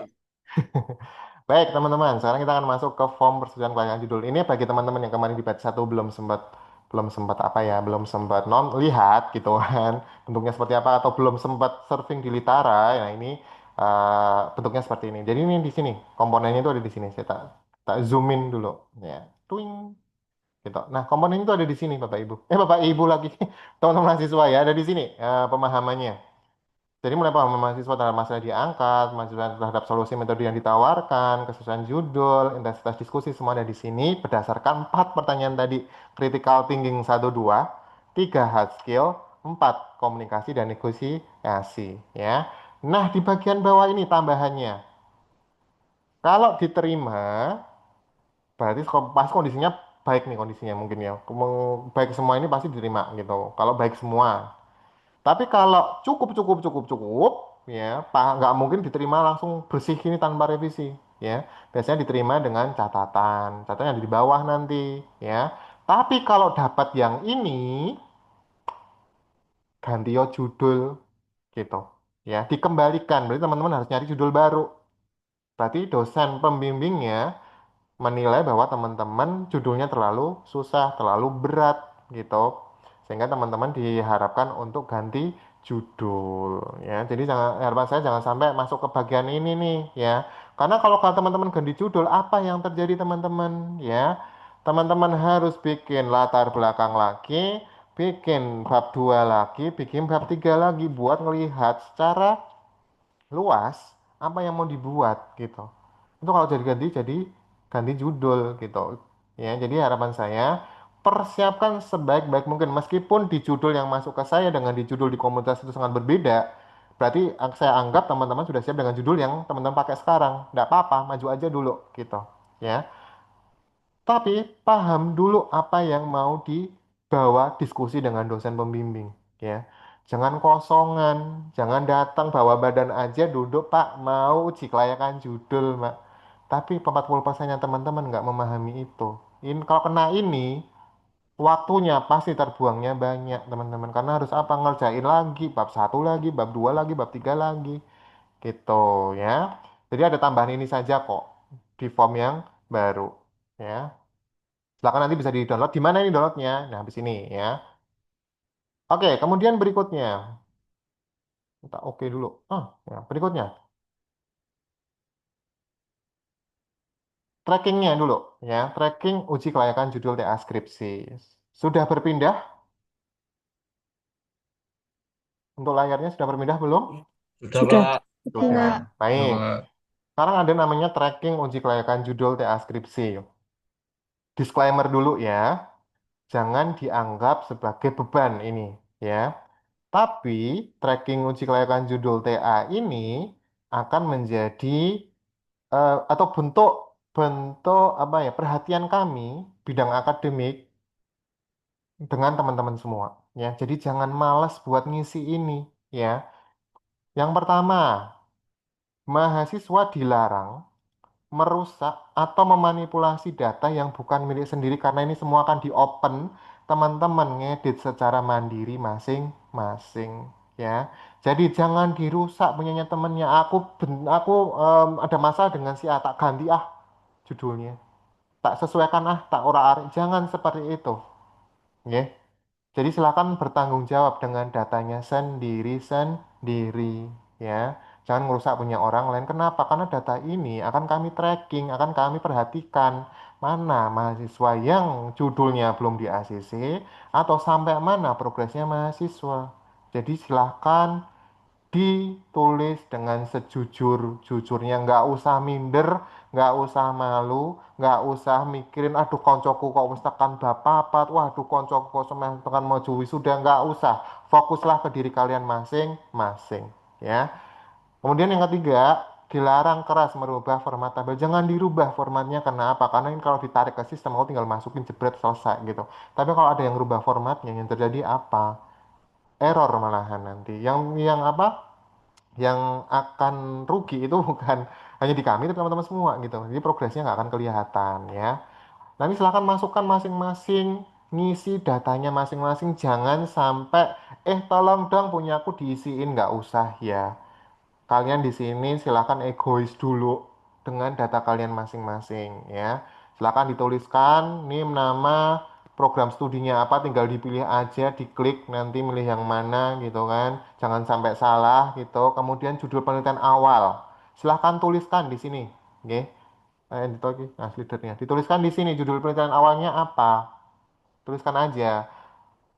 Apa yang teman-teman ajukan di uji kelayakan dosen hari ini, besok itu di Februari tulis saja dulu gitu. Kalau tidak ada perubahan ya alhamdulillah syukurlah kalau gitu. Tapi kalau ada perubahan, karena di dosen suruh merubah, ya jadi masuk di sini ya. Diganti apa judulnya ya. Oke. Kemudian di bagian berikutnya, jalan lagi. Agak sharing. Nah, di sini ada pembimbing. Pembimbingnya masukkan, sudah punya tahu semuanya. Pembimbing itu nggak akan berubah gitu sampai dengan kalian pendadaran nggak akan berubah kecuali ada suatu kondisi atau suatu aktivitas yang memang itu harus dirubah gitu. Tapi selama tidak ada itu nggak akan berubah kok ya. Karena berubah dos bingung ada mekanisme sendiri nanti dan itu ribet ya. Jadi apa silahkan teman-teman apa namanya eh, bukan baik-baik ya, silahkan disesuaikan dosbingnya ya, komunikasi yang baik gitu kan, jangan sampai dosbingnya jadi bad mood dengan kalian, jangan gitu kan. Tapi bukan berarti nanti dosbingnya bisa semena-mena juga enggak ya, tetap ada kok batas koridor kode etik akademik di dalam situ ya. Kemudian proses saat ini, nah ini diisi sejujur-jujurnya nggih Mas Mbak nggih. Diisi sejujur-jujurnya, prosesnya di mana. Ojo ngapusi ya. Karena kalau kalian berbohong di proses ini yang rugi siapa kalian? Ya, karena akademik tidak bisa tracking secara kondisi real time-nya. Jangan-jangan kalian sudah sampai minggu bulan April tapi masih masuk di sini. Misal contohnya. Nah, apa yang terjadi? Pasti akademik akan apa ya, bukan memanggil ya, memberikan sebuah apa ya, konsultasi khusus gitu ya, mungkin sesi khusus buat teman-teman nanyain kenapa kok masih stuck di uji validasi judul gitu. Apakah dari teman-temannya yang sebenarnya saya sudah menjelaskan dengan detail, tapi dosbingnya yang menyusah-nyusahkan atau apa ya, tidak ACC-ACC. Nah, silakan nanti ada konsultasi akademik di situ. Ya, tapi data ini bisa kita lihat, bisa kita tarik kalau teman-teman apa? Jujur dengan prosesnya, ya. Silakan kalau misal teman-teman, wah aku saya validasi dulu, yang teman-teman yang lain udah mau daftar tidak, hiraukan. Fokus ke diri teman masing-masing, ya. Silahkan nanti diisi sejujur-jujurnya. Tulis juga prosennya berapa. Tulis kalau baru 5%, tulis 5%, baru 10%, tulis 10%, ya. Nggak usah malu, ya. Setiap proses skripsi, setiap proses tugas akhir itu punya jalannya sendiri-sendiri, ya. Belum tentu mahasiswa yang selesai duluan keluar langsung dapat pekerjaan, belum tentu, ya. Belum tentu juga mahasiswa yang terlambat keluar dari terlambat pendadarannya tidak langsung dapat pekerjaan, ya bisa aja langsung ketika lulus langsung dapat pekerjaan, bisa aja gitu. Jadi jangan berfokus waduh aku terlambat, ngedon langsung overthinking, nggak dilanjutin lagi, no no no no ya, jangan sampai seperti itu teman-teman, karena yang bisa menguatkan adalah diri teman-teman masing-masing ya. Yang tambahan ada Turnitin, penelitian nanti. Turnitin di bagian akhir kalau kalian sudah selesai, itu skripsinya akan diturnitinkan nanti. Batas minimalnya berapa? 30%. Itu di buku panduan penulisan TA skripsi sudah ada itu. Yang dosennya baik Bu Yeza, Bu Dwi, dan Pak Kapti. Itu sudah ada di bagian halaman depan. Ya, silakan nanti teman-teman bisa baca. Nah, Turnitinnya nanti silakan tuliskan di sini ya. Tapi ini nanti progresnya nanti kalau kalian sudah masuk ke tahap mau ke sudah lulus proses pendadaran, sudah pendadaran. Sorry, sorry. ACC pendadaran baru nanti ya. Sementara di ACC pendadaran dulu, tapi kalau nanti ada kebijakan lain, biasanya nanti akan masuk di pas pembuatan jurnal setelah pendadaran. Bisa setelah, bisa sebelum ya. Tergantung nanti kondisinya seperti apa, tapi yang lebih kuat nanti setelah ini, setelah pendadaran. Karena kalian setelah pendadaran kan harus bikin jurnal tuh. Nah, salah satunya juga di situ ya. Oke, teman-teman, jadi ini harapan kami dari akademik, silahkan diisi sebaik-baiknya, sejujur-jujurnya, nggak usah minder sama teman-teman. teman-temannya ya. Oke, ini sudah bisa diakses lewat komunitas, silahkan ya dibuka. Kemudian kalau sudah dinyatakan lulus dari form kelayakan judul, apa yang dilakukan, Pak? Yang dilakukan teman-teman boleh bimbingan tapi dengan menggunakan lembar ini. Tunggu. Sudah muncul belum? Sudah Sudah. muncul? Oke. Sudah, Sudah. Pak. Sudah. Kalau uji kelayakan sudul sudah masukin ke proses tracking, sudah clear, oke masuk ke bimbingan bab satu, bab 2, bab 3 ya. Ketika masuk ke sana teman-teman silakan download lembar bimbingan konsultasi. Ini di halaman depan punyanya Litara, bagian depan nomor 3 atau nomor 4, saya lupa, nomor 4 kayaknya ya. Silakan di-download, pakai ini di print, ditulis tangan, nggak diketik ya, tulis tangan. Silakan pembimbing satu sama ditulis. Nah, ini mulai progres, teman-teman. Boleh progres duluan karena di sistem siakat baru akan terbuka setelah teman-teman melakukan KRS, di mana KRS-nya adalah tanggal 9 Maret ya. Jadi silakan kalian bisa bimbingan dulu ya. Kemudian nanti hasil bimbingan ini dimasukkan ke dalam sistem si Yakat. Nanti prosesnya teman-teman akan sama mengajukan judul dulu, tapi karena uji kelayakan judul sudah di ACC, pasti akan langsung di ACC di sistemnya ya. Nah, silakan nanti dibimbingan pakai ini dulu nih. Nah, sekali lagi pas bimbingan, materi bimbingan ini mau ngapain? Itu tulis teman-teman. Ya, oh saya mau bimbingan bab model proses nih. Oh saya mau bimbingan di game flow nih misal. Oh saya mau bimbingan di game logic nih. Bawa pertanyaan dari rumah. Jangan waktu duduk baru nyari pertanyaan. Yang ada komunikasinya jadi satu arah.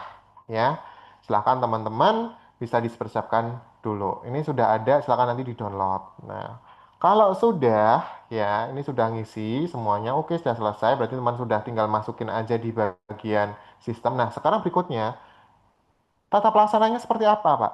Tata pelaksananya kayak gimana, ya? Saya akan bergeser ke tata pengelolaan. Puing, gitu, ya. Tata pengelolaan kelayakan judul TA ini ada memuat dosen iya, mahasiswa iya, ya. Nanti tak bikin yang bagus dulu ini ya. Ini tak masih proses. Tadi mau tak tampilkan tapi ragu-ragu desainnya masih enggak oke gitu kan. Tak ganti dulu desainnya. Nah, sementara bisa dibaca dulu buat teman-teman ya.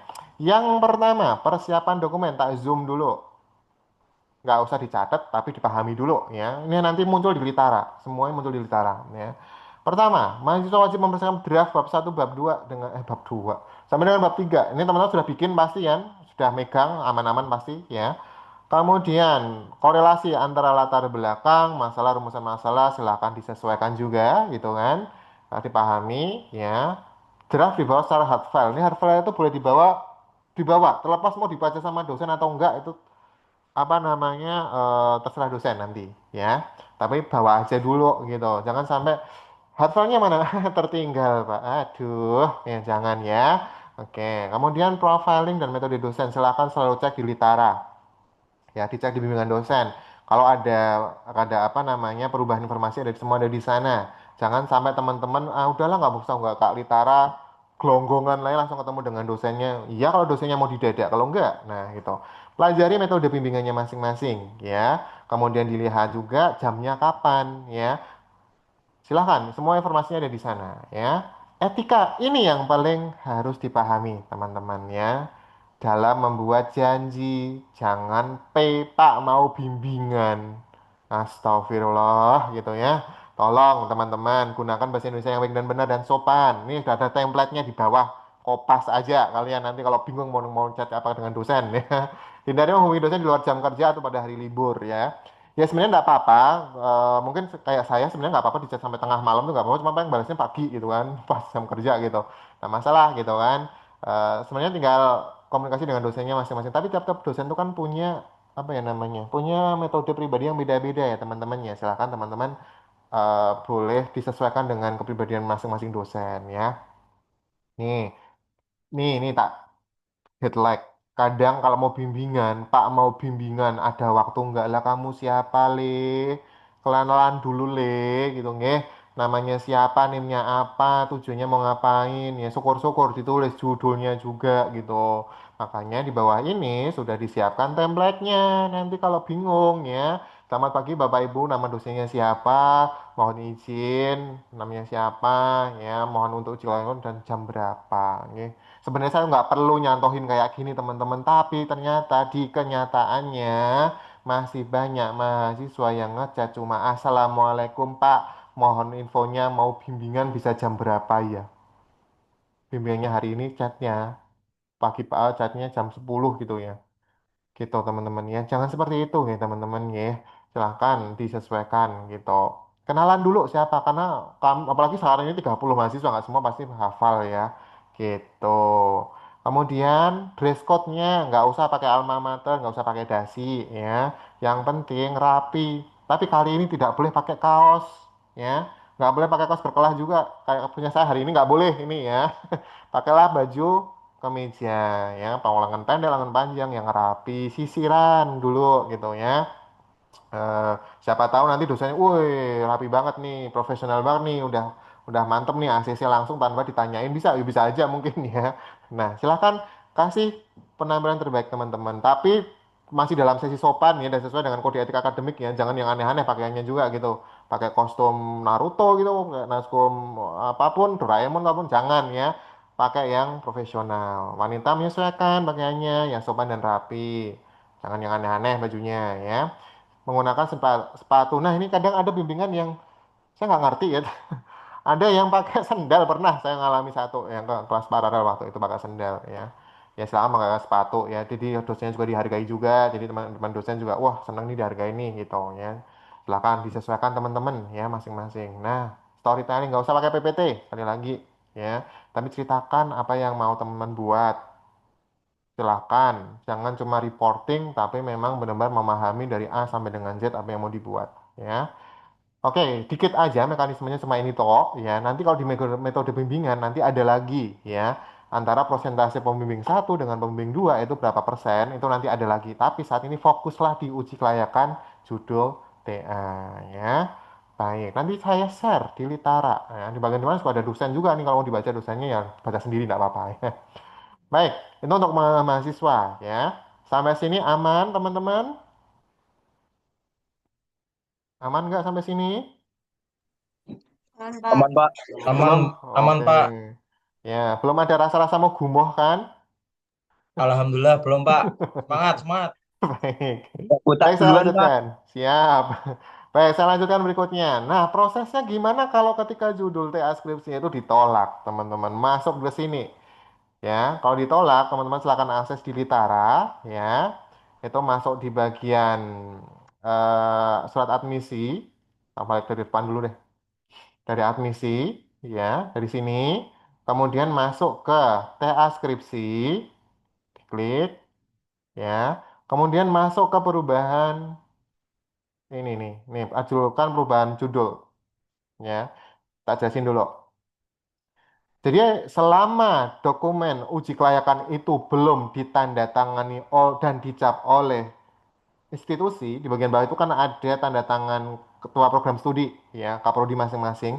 Selama itu belum ditandatangani, maka itu belum dianggap legal ya. Teman-teman boleh ganti lagi kalau misal nggak yakin judulnya. Tapi ya kalau ganti lagi kan berarti uji kelayakan lagi dengan dosen tuh ya.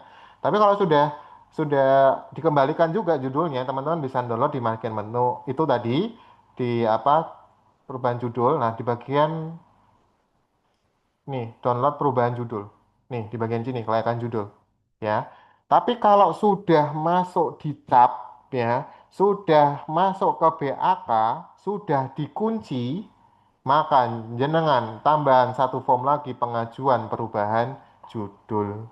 Ya. Jadi kalau selama belum di ACC oleh program, belum ditandatangani dan belum dicap, ya, teman-teman kalau nggak yakin dengan judul itu, misal udah berhasil meyakinkan dosen nih ya. Tapi teman-teman mau ngumpulin, merenung, nggak yakin mau berubah judul lagi silahkan ya. Tapi ya prosesnya panjang pasti ya. Kemudian nanti wawancara lagi dengan dosennya, baru ketemu prodinya lagi, tanda tangan dicap, baru dikumpulkannya. Ribet teman-teman kalau sampai harus berubah judul gitu ya. Jadi pastikan teman-teman memahami banget apa yang harus dibuat ya. Ini nanti di download di sini di bagian menu administrasi ganti judul. Lewat pintasan litara bisa. Nanti tak set di sini pintasan litaranya kalau mau ganti judul ya. Oke, itu sampai sini aman. Ini apa yang terakhirnya? Oh, sudah selesai. Ya, sampai sini sudah selesai berkaitan dengan mekanisme eh, TA skripsi nanti berkaitan dengan uji kelayakan judul. Ya, baik. Gitu teman-teman, ada pertanyaan nggak tadi? Saya belum cek buka di cek apa namanya chatnya Zoom. Monggo, ada mau tanya langsung atau dari chat aja? Coba saya buka dulu dari chat. Oke, ya selesai. Matur suwun. Kita lihat dulu dari chatnya dulu. Saya akan coba cari yang nggak kelihatan. Puing. Ada yang raise hand nggak di sini? Nggak ada ya? Nggak ada raise hand ya. Oke, sambil dipantau ya Mbak Sofia ya. Oke, izin bertanya dengan penggantian judul dari Mbak April. Pertanyaan dengan penggantian judul, jika memang judul kami berat untuk kami teliti dan disarankan ganti judul, apakah dospeng bisa apakah dosen pembimbing bisa saja ganti atau tetap sesuai dengan bisa ganti? Tadi sesuai yang sudah saya presentasikan, dosen bisa langsung mengganti. Gitu, ya. Berkaitan Baik, dengan Pak. judul, apabila dirasa tidak memungkinkan untuk dilanjut. Kan. Ya, Gitu. kasih, Pak. Oke, gitu ya. Baik, berikutnya Mbak Diah Nurbasiro. Untuk pengujian judul skripsi, apakah dilakukan oleh dosen pembimbing satu dan dosen pembimbing dua secara bersamaan atau cukup dan boleh gini. Jadi kasusnya apabila secara apa ya namanya, secara teknis satu-satu, Mbak Diah, ya. Jadi satu-satu, ke pembimbing satu, ke pembimbing dua sendiri, pembimbing satu sendiri, pembimbing dua sendiri. Agar apa? Lebih privat, konsultannya itu lebih deep to heart gitu ya. Diskusinya lebih terbuka gitu. Nah, bagaimana kalau nanti pembimbing satu setuju, pembimbing dua tidak setuju? Apa yang terjadi? Mahasiswa boleh mengajukan forum agar dosen satu dan dosen dua duduk bareng untuk diskusi boleh. Ya, kalau memang dirasa tidak setuju atau dari dosen mengajukan apa melakukan forum forum forum diskusi secara mandiri tanpa mahasiswa. Ada dua itu, ya. Kalau misal mahasiswa mau mengajukan, boleh silahkan. Dosen sudah, Pak dosen pembimbing sudah saya info kalau ada kejadian seperti itu mohon difasilitasi. Kemudian atau yang kedua, dosen secara mandiri diskusi dengan pembimbing satunya atau pembimbing duanya, gitu. Yaitu yang pertama. Jika melakukan pembimbing, jika melibatkan dua dosen pembimbing, itu sudah tak jawab tadi Mbak Diah ya. Jadi nanti Mbak Dia boleh mengajukan boleh ke dosen pembimbing satu atau dosen dua untuk melakukan yang namanya tripartif, ya namanya tripartif istilahnya, yaitu adalah forum diskusi antara tiga komponen, mulai dari dosen satu, dosen dua dengan mahasiswa. Tapi kalau dirasa nanti cukup di dosen satu dan dosen dua yang akan berdiskusi, ya berarti udah selesai di situ nanti pasti. Gitu Mbak Dia ya. Ada Mbak Dia? Nih. Baik, Pak. Terima kasih. Oke, baik. Ultraman, Ultraman, MU ya. Oke, Pak mau bertanya, jika belum membuat TA skripsi seperti pendahulu dan lain-lain mau mengajukan judul lain apa? Mestinya. Pak mau bertanya, jika belum membuat TA skripsi seperti pendahulu dan lain-lain mau mengajukan judul lain apakah bisa? Boleh, tapi sediakan bab satu sampai dengan bab 3-nya. Sama yang seperti yang saya bilang tadi, karena kalau teman-teman hanya nyiapin konsep dengan judul tapi tidak didasarkan dengan proposalnya, pasti akan bingung jawabnya mau seperti apa. Karena kan gambarannya antara bab satu latar belakangnya apa, rumusan masalahnya apa, dasar teori yang mau dipakai apa, bab tiganya membahas tentang apa, masih bingung. Jadi boleh mengajukan judul lain, tapi bab satu 2 sampai 3-nya udah siap dulu. Gitu, Mas Ultraman. Siapa ya Mas Ultraman ya? Gitu ya Mas Ultraman? Gitu. Sudah cukup terjawab Mas Ultraman? Mas Ultraman. Oh, hilang Sudah, Mas. Pak. Oke. MU menang namanya Ultraman ya. Berikutnya Mas Vicky.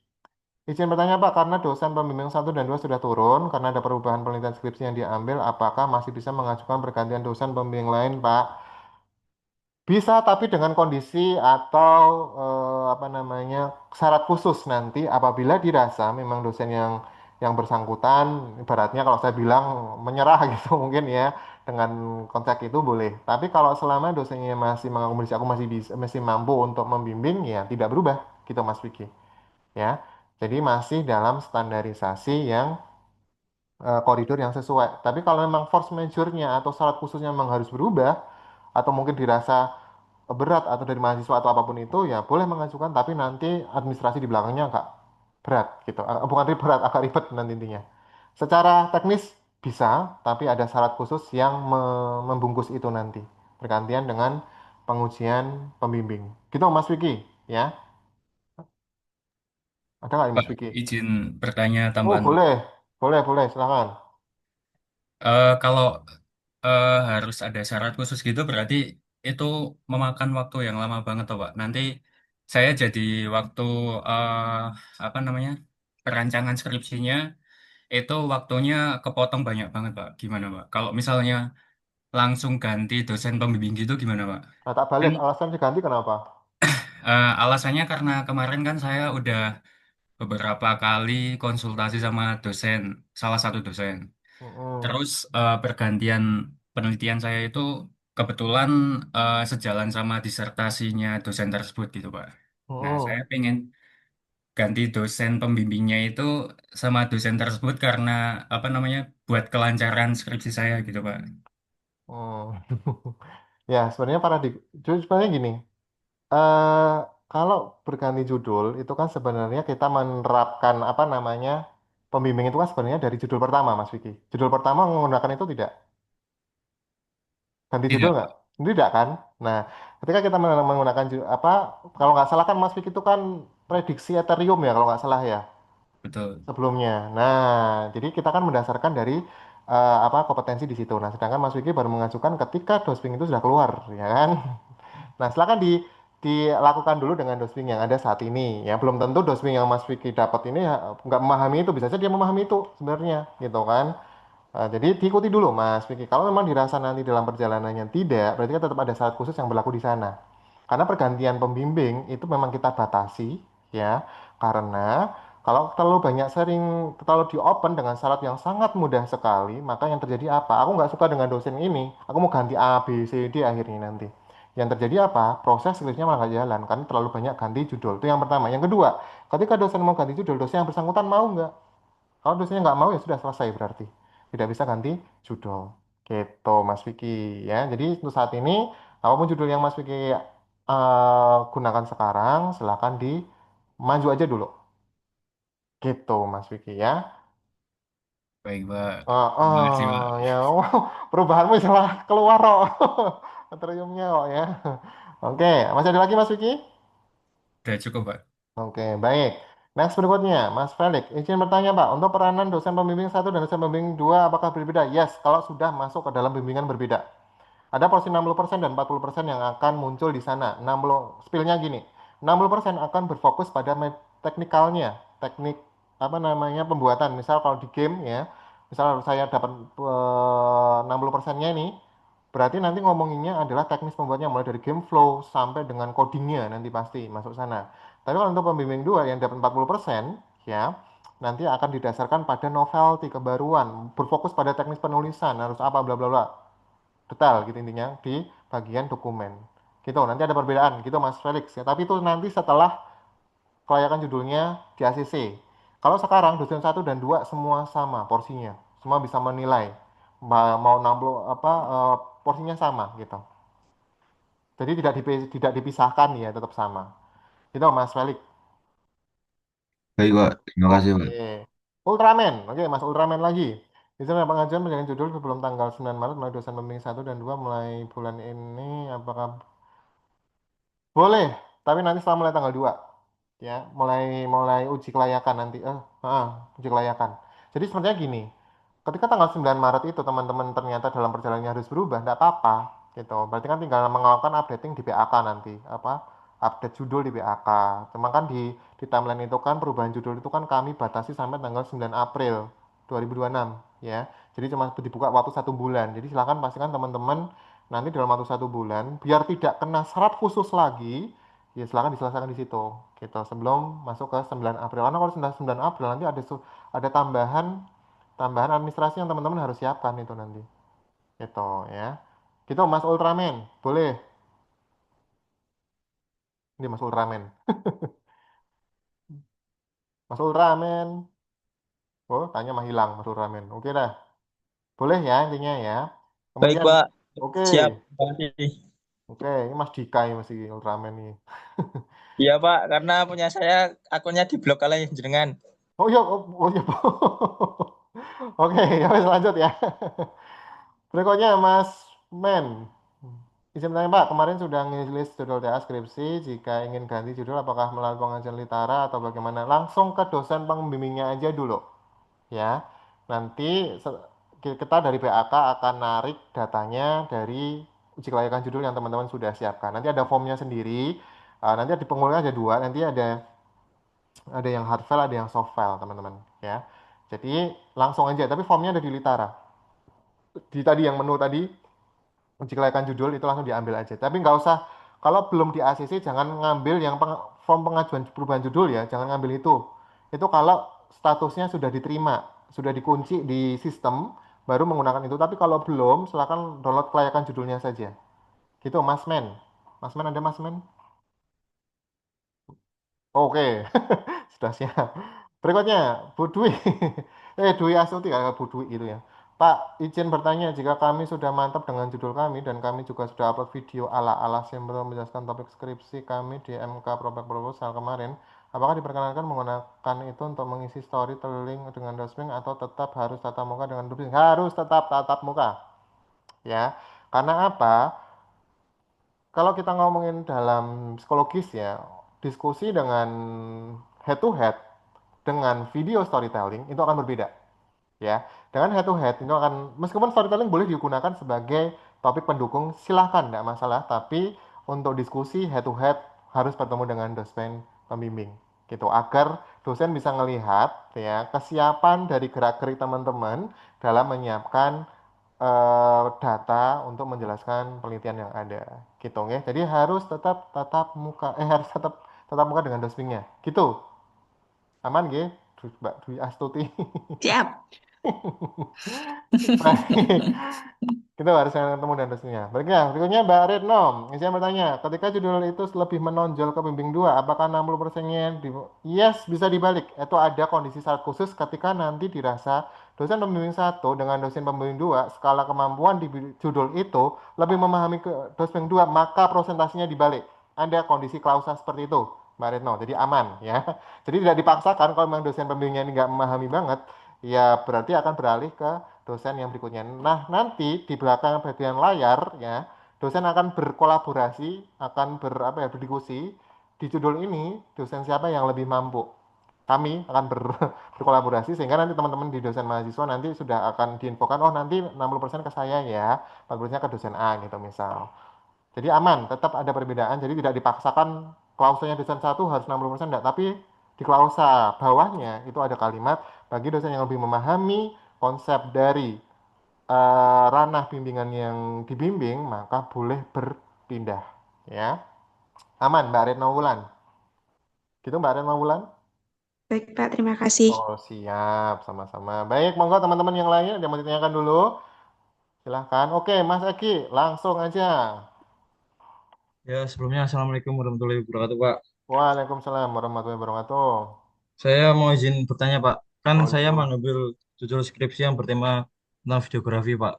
Tapi untuk Hmm, dosen pembimbing 1 sama 2-nya, sepertinya emang bukan itu Pak, yang lebih ngerti videografi. Terus bagaimana ya Pak?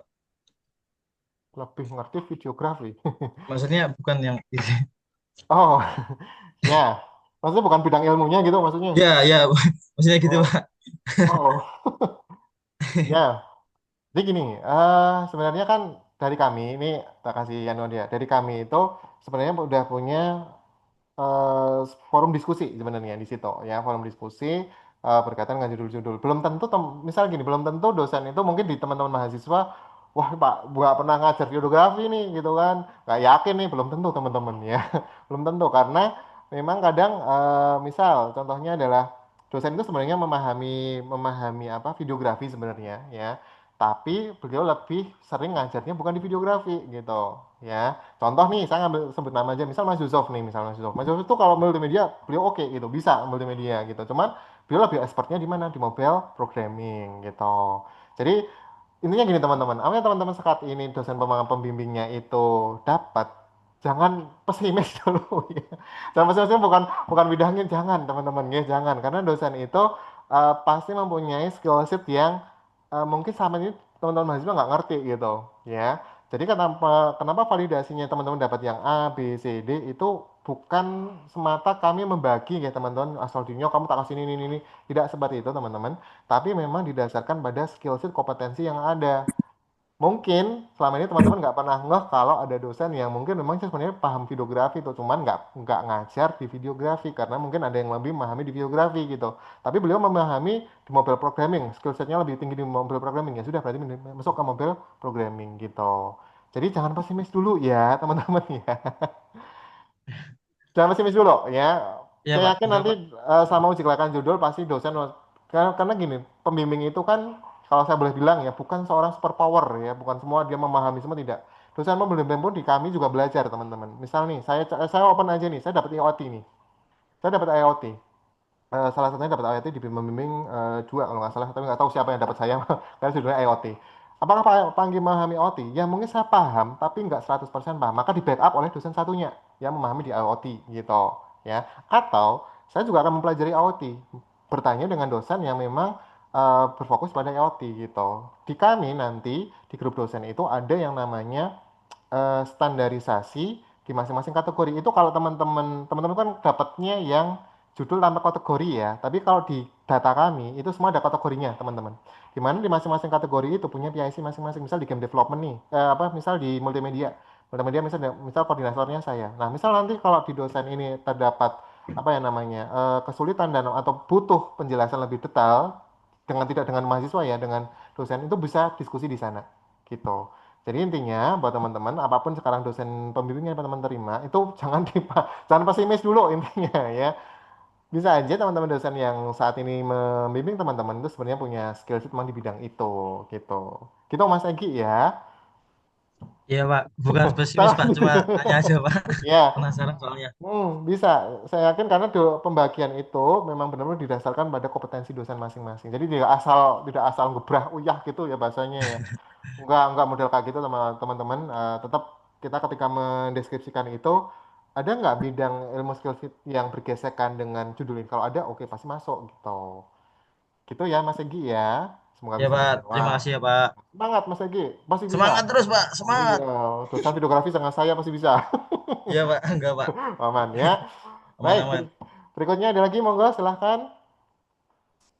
Teman-teman ada yang mau ditanyakan, mumpung masih difasilitasi ya. Karena nanti setelah ini teman-teman akan ada Zoom lagi itu nanti di bulan eh, Februari ya, di bulan Februari itu nanti akan ada Zoom lagi. Zoom-nya itu membahas apa? Yaitu membahas mekanisme untuk masuk ke siakatnya berikutnya. Ya, ke sistem siakatnya itu seperti apa untuk ngisi judul, kemudian ngisi kartu bimbingan. Karena di tahun ini tidak ada kartu bimbingan yang dikeluarkan dari kampus ya. Oh ya, satu lagi sebelum saya lupa ya, sebentar, Mbak Sofia, Iya, Pak. Mbak Sofia bisa minta tolong untuk presensinya bisa di-share ya. Oh, baik. Oke, baik, saya lanjutkan dulu. Pertanyaannya, sebelum saya lupa, bagaimana dengan teman-teman mahasiswa yang belum selesai, yang sekarang masih melanjutkan dalam proses TA skripsi, nggih? Jadi gini, buat teman-teman yang saat ini masih sudah mengambil semua proposal di sebelumnya, sedang proses skripsi saat ini, untuk template-nya tetap menggunakan template yang lama, nggih. Jadi jangan merubah ke template yang baru. Template yang baru hanya didasarkan untuk teman-teman mahasiswa yang baru akan mengambil TA skripsi. Jadi NIM 22 sekarang itu dengan menggunakan template buku panduan akademik yang versi 2.0. Tapi bagi teman-teman yang saat ini sudah berproses dengan TA skripsi, ya sudah gunakan buku versi yang lama, ya, yang versi 1.1 gitu. Jadi jangan merubah ke versi 2, cuman nanti metode bimbingannya akan beralih ke sistem untuk yang berikutnya. Jadi kalau yang saat ini masih punya buku kartu bimbingan yang warnanya kuning, kuning biru sama merah kalau nggak salah ya, itu nanti akan berhenti di semester ganjil ini. Nanti di semester genap berikutnya itu sudah menggunakan sistem siakat gitu, oke. Jadi untuk teman-teman yang lama tetap menggunakan format versi 1.0. Untuk yang NIM 22 atau yang akan mengambil skripsi menggunakan versi yang 2.0 gitu nggih.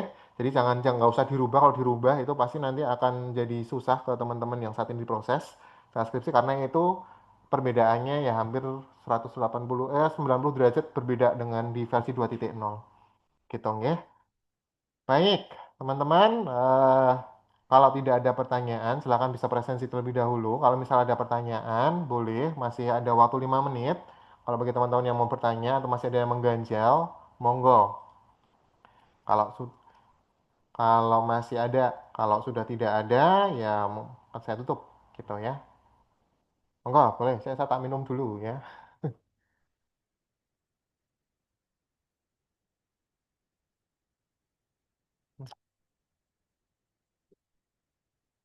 Oh, masih ada nih, satu. Oh, chat apa nih?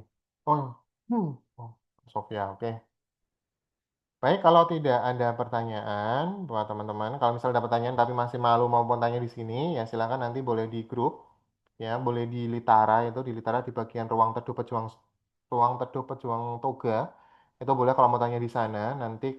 Nanti mungkin gini, tidak semua pertanyaan kan saya jawab, yang memang benar-benar urgensi nanti jawabannya lewat mana nanti jawabannya lewat lewat email nanti saya akan jawab lewat email ya kalau misal itu memang benar-benar harus dijawab banget gitu urgensinya tinggi banget saya akan balas dengan email langsung gitu nah kemudian eh di versi 1.5 nanti ya teman-teman kalau nanti dapat notifikasi email ya ini sebenarnya emailnya kan mau pakai emailnya kampus cuma ternyata ada limitasi yang bikin programnya juga jalan gitu kan nah nanti kalau suatu saat ada email namanya namanya lupa Bipa Litara atau Litara Bipa ya nantinya adalah namanya Litara Bipa gitu silakan nanti di approval ya jadi nanti teman-teman akan coba saya masukkan ke dalam apa namanya grupnya itu bukan grup komunitas tapi grup yang nanti fungsinya ini kalau nanti jadi ya ini kalau nanti jadi kalau nggak jadi ya berarti kembali ke siakat jadi nanti saya akan kasihkan sebuah apa namanya sinkronisasi Google Calendar namanya ya jadi nanti kalau mendekati tanggal-tanggal penting si kalendernya itu nanti akan ngiring notif ke smartphone kalian masing-masing gitu ya cuman nanti ini baru wacana tapi kalau misal nanti jadi ya jangan kaget nanti kalau di invite email ya Litara Bipa gitu itu bukan spam atau apapun itu meskipun belakangnya gmail.com karena aku mau pakai yang Steamik itu fiturnya nggak mau kebuka semua gitu ya karena teman-teman saat ini kan posisinya belum mendapat student ID ya semoga nanti next berikutnya bisa dapat student ID karena itu harus menggunakan student ID nah karena tidak menggunakan student ID sehingga apa fiturnya itu terkena apa ya limitasi nah untuk memfasilitasi itu saya menggunakan Gmail ya sedangkan jadi nanti jangan kaget kalau tiba-tiba ada litara bipa gmail.com yang approval masuk ke dalam grup Google ya jangan kaget itu bukan spam ya tapi kalau misal nanti nggak jadi, ya sudah berarti kembali lagi dengan siakat nanti sistemnya, ya. Tapi untuk wacana dulu, semoga nanti kalau jadi teman-teman ada reminder ya. Kalau mau mendekati penutupan itu ada reminder apa nama notifikasi yang itu nanti akan tersinkronisasi dengan kalender akademik. Jadi satu set gitu ya. Jadi kalau akademik ada event apa, pasti notif smartphone kalian kan bunyi masuk ke situ notifnya. Oke, itu untuk wacana aja. Jadi jangan kaget nanti kalau tiba-tiba ada email masuk Gmail itu nge-add kalian masuk ke Google Group. Ya, ini tak spill dulu eh, ke depan nanti kalau pengembangnya sampai situ. Semoga jadi. Kalau nggak jadi ya kembali lagi ke siakat. Oke, itu aja teman-teman untuk pertemuan mekanisme sosialisasi hari ini. Mungkin boleh ya kalau mau difoto kali ya. Foto dulu gitu. Ini gantinya di mana sih? Kok aku bingung. Udah Oke. mulai buka, Pak. Oh, udah mulai foto, Oh, ya maaf. sudah nggak usah ya, nggak usah foto. Ini nanti sudah ada apa namanya apa sih jenenge rekamannya nanti tak taruh di drive ya kalau bagi teman-teman yang hari ini belum masuk ini cuma 149 harusnya kan ada 223 mahasiswa ya kan nggak tahu tuh sisanya pada kemana itu. Oke, kalau tidak ada pertanyaan saya kembalikan ke MC monggo Mbak Sofia untuk bisa ditutup. Thank you. Eh, Selamat berprogres ya. Intinya lakukan aja dulu apa yang perlu dipersiapkan. Jangan terlalu banyak overthinking. Manajemen waktu kalian masing-masing karena di awal ini akan berat banget teman-teman karena teman-teman harus belajar dari A sampai dengan Z dari apa penelitian teman-teman yang mau dibuat. Silahkan dipersiapkan sebaik-baiknya. Harapan kami one shot aja lolos. Oke, nggak usah ada second shoot, benar-benar kesempatan kedua atau apapun itu nggak usah, one shoot aja selesai, dosen oke, langsung lanjut ke pengerjaan. Karena memang banyak banget mahasiswa, hampir 223 mahasiswa, maka teman-teman akan berapa ya, berebut-rebutan kuota untuk bimbingan masih nanti. Gitu ya. Baik, akhir kata dari saya, terima kasih sekali lagi buat teman-teman yang sudah hadir dan sudah meluangkan waktu untuk ngikutin Meet ini. Semoga bermanfaat ke depan buat bekal teman-teman ketika menghadapi uji kelayakan judul nanti. Mohon maaf apabila dari kami, dari bidang akademik, dalam memfasilitasi, dalam memberikan pemaparan, masih banyak hal-hal yang kurang. Mohon dimaafkan. Apabila nanti ada kritik dan saran yang ingin disampaikan ke akademik, boleh langsung masuk ke Litara, ke bagian tim akademik di ruang teduh tugas. Silahkan masukkan di sana, boleh. Kami terbuka banget dengan kritik saran yang ingin teman-teman masukkan untuk kemajuan institusi STIMIK Bina Patria. Oke, gitu aja. Thank you. Saya kembalikan ke Mbak Sofia. Monggo Mbak Sofia. Baik, terima kasih kepada Bapak Anggi atas pemaparannya yang sangat komprehensif. Hadirin sekalian, demikianlah seluruh rangkaian acara sosialisasi batch 2 hari ini. Sebelum mengakhiri pertemuan, marilah kita tutup dengan doa syukur bersama. Ya Tuhan yang Maha Bijaksana, puji syukur atas kelancaran diskusi hari ini. Jadikanlah ilmu yang kami dapatkan sebagai bekal yang bermanfaat. Kami mohon bimbingan-Mu bagi rekan-rekan mahasiswa agar diberikan ketekunan dan kejujuran dalam menempuh tugas akhir mereka. Semoga upaya kami dalam memajukan kualitas pendidikan di STIMIK Bina Patria senantiasa berada di dalam ridho-Mu. Amin. Wassalamualaikum warahmatullahi wabarakatuh. Selamat siang.